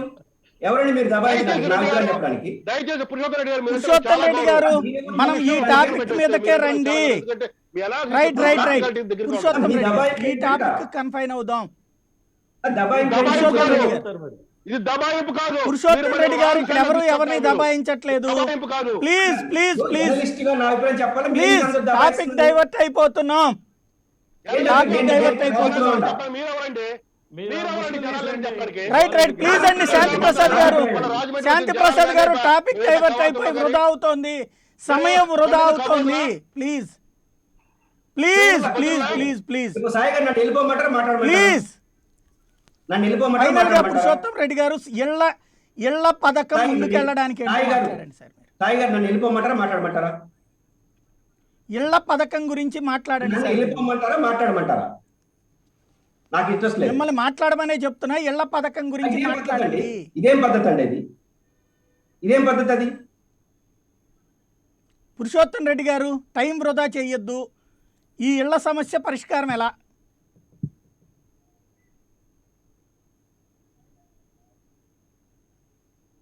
వెళ్ళిపోయారు పురుషోత్తం రెడ్డి గారు వెళ్ళిపోయారు సార్. రైట్ ఫైనల్ గా కృష్ణాంజనేయులు గారు. ఈ సమస్యని పరిష్కరించేటువంటి ఆ ఆ బాధ్యత, ఆ విధమైనటువంటి అవకాశం కూడా రాష్ట్ర ప్రభుత్వం దగ్గరే ఉందండి. ఇది పరిష్కరించేటువంటి బాధ్యత తీసుకోవాల్సింది కూడా రాష్ట్ర ప్రభుత్వమే. ఎందుకోసం అంటే ఈ సమస్యని కోర్టు కొన్ని అంశాలను లేవనెత్తినటువంటి మాట వాస్తవం. ఆ లేవనెత్తినటువంటి అంశాలకు సంబంధించి సరి చేసుకోవటమే. ఎవరు సరి చేయాలి అని అంటే ప్రభుత్వం సరి చేయాలి. ఏమి సరి చేయాలి అని అంటే ఇప్పటి వరకు చట్టాల్లో ఏవైతే ఉన్నాయో, ఈ మనం 2017లో చేసుకున్నటువంటి యాక్ట్ ఏదైతే ఉందో దానికి సంబంధించి అది ప్రైవేట్ బిల్డింగ్స్, అదే విధంగా మిగతా అపార్ట్మెంట్స్ కన్స్ట్రక్షన్ సంబంధించి ఉంటుంది. కానీ లేకపోతే ఏదైతే పేదలకు సంబంధించినటువంటి ఇళ్ల నిర్మాణాల విషయంలో ఈ విధమైనటువంటిది సెట్ బ్యాక్స్ ఇవన్నీ అవలంబించడం అనేటువంటిది సాధ్యమయ్యేటువంటి పని కాదు. దీనికి సవరింపు అనేటువంటిది చట్టబద్ధంగా ప్రభుత్వమే చేసుకోవాలి. చేసిన తర్వాత ఈ విధమైనటువంటి సవరణ మేము చేసామని కోర్టు దృష్టికి తీసుకువెళ్తే ఖచ్చితంగా కోర్టు ఆటోమేటిక్ గా దానికి అంగీకరించేటువంటి అవకాశం ఉంటుంది. ఇప్పుడున్నటువంటి పరిస్థితుల్లో ఆల్రెడీ గ్రామీణ ప్రాంతాల్లో సెంటున్నారా, పట్టణాల్లో సెంటు తరపున ఇచ్చేశారు. ఇప్పటికే ఇచ్చేసి ఆల్రెడీ గ్రౌండింగ్ అయింది. పేదలు నా స్థలం ఇది అని నిర్ణయించుకొని, అద్దులు నిర్ణయించుకొని కన్స్ట్రక్షన్ మొదలు పెట్టారు. ఇప్పుడు మళ్ళీ అక్కడ పెంచడం అనేటువంటిది, మళ్ళీ డిమార్క్ చేయడం అనేటువంటిది, ఇవన్నీ అనేటిది అసాధ్యమైనటువంటి విషయం. ఇది మధ్యలో ఉంది. ఈ స్కీమ్ సంబంధించినటువంటి ఈ ప్రాజెక్టు ఈ మధ్యలో ఉన్నటువంటి దాంట్లో ఈ ఇళ్ల నిర్మాణానికి సంబంధించి డబ్బులు ఏమైనా పెంచడానికి అవకాశం ఉంటుందా? అదే విధంగా కన్వేయన్స్ డీడ్ విషయంలో ఏదైతే మీరు అమ్ముకోవటానికి 5 ఏళ్ల తర్వాత అమ్ముకోవటానికి ఉన్నటువంటి విషయంలో ఉన్నటువంటి చట్టాన్ని, ఏదైతే మన అసైన్ సంబంధించినటువంటి చట్టాన్ని ఈ పేదలకు ఇచ్చేటువంటి ఇళ్లకు సంబంధించినటువంటి విషయాల్లో వీళ్ళు అమ్ముకునేటువంటి అవకాశం ఇవ్వటం వల్ల ఈ పేదలకు ఈ విధమైనటువంటి లాభం ఉంది అనేటువంటి వాదనని ప్రభుత్వము కోర్టుకి వివరించగలిగితే ఖచ్చితంగా కోర్టు కూడా అంగీకరిస్తుంది. లేదంటే అసైన్కి సంబంధించినటువంటి యాక్ట్ దాంట్లో కొంత సవరణ చేసుకోవడానికి అవకాశం ఉంది. ఇవన్నీ కూడా ప్రభుత్వం చేతుల్లోనే ఉన్నాయి. ప్రభుత్వం చేసుకోవడానికి అవకాశం ఉంది. ఆ విధంగా ఆ సవరణలు చేసుకొని కోర్టు ముందుకు వెళ్తే ఖచ్చితంగా ఈ సమస్యకు పరిష్కారం అయ్యేటువంటి అవకాశం ఉంటుంది. ఇందాక మీరు ఒక మాట అడిగారు, ఒక పేదలకి ఒక అన్నదానం చేస్తున్నారు కాబట్టి అన్నదానం దాంట్లో నియమ నిబంధనలు పెట్టొచ్చు అనంటే, అన్నదానం అనేటువంటిది అది ఒక హైజెనిక్ గా అతనికి అనారోగ్యం పాలు కాకుండా మంచి ఆహారం పెట్టాల్సినటువంటి బాధ్యత కూడా అన్నదానం పెట్టేటువంటి వాడు. అందుకని ఏది పడితే అది మనం పెడతా ఉంటే కూడా అనమాట ఇక్కడ. అందుకని ఏది పడితే అది మనం చెప్పాలి అనేది కూడా కోర్టు ఒప్పుకోవాలి.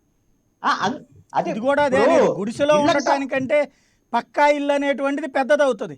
శాంత నువ్వు గుడిసెలోనే ఉండవు అంటే నో డౌట్ సార్, మీరు అన్న పాయింట్ ఓకే. కానీ ఇప్పుడు ఈ రోజున కోర్టు ఏమడుగుతుందంటే, చట్టబద్ధంగా నేషనల్ బిల్డింగ్ కోడ్ విషయాలు కానివ్వండి, మన రాష్ట్రంలో 2016లో చేసినట్టు చట్టానికి ఇది మ్యాచ్ అవ్వటం లేదని చెప్పింది. దాన్ని సవరణ చేసుకుంటాం మనం, అంతే తప్ప ఇంకోటి కాదు. ఇది మనం స్కీమ్ అయితే పేదలకు ఉపయోగపడేటువంటి స్కీము. నాకున్నటువంటి అవగాహన మేరకు ఇది కోర్టు అభ్యంతరాల మేరకు ఈ స్కీమ్ ఆగేటువంటి అవకాశం లేనే లేదు. కోర్టు వాళ్ళని కన్విన్స్ చేసి మనం ఉన్నటువంటి చట్టాలను సవరించుకోవాలి. ఈ మళ్ళీ కోర్టు నుంచే అనుకూలమైనటువంటి తీర్పు తెచ్చుకో ప్రభుత్వం ప్రయత్నం చేయాలి. థ్యాంక్ యూ కృష్ణాంజనేయ గారు, పురుషోత్తం రెడ్డి గారు, బాజీ గారు, శాంతి ప్రసాద్ గారు, పొనక జనార్దన్ రెడ్డి గారు. 30 లక్షల మంది పేదలకి ఇళ్ళు అవి అందుతాయా లేదా అన్నటువంటిది ఒక చిక్కులలోకి తెచ్చినటువంటి వివాదం. ఇది ప్రజల మనసులలో నుండి చూడాలా లేదా చట్టంలో నుంచి చూడాలా, ఇది తేలాల్సిన అంశం. ఏం జరుగుతుందో చూద్దాం. ఇది అంశానికి సంబంధించి చర్చ. తాజా అప్డేట్స్ సరికొత్త బులెటిన్ మరికాసేపట్లో మేము ముందుంటుంది. చూస్తూనే ఉండండి ప్రైమ్ నైన్.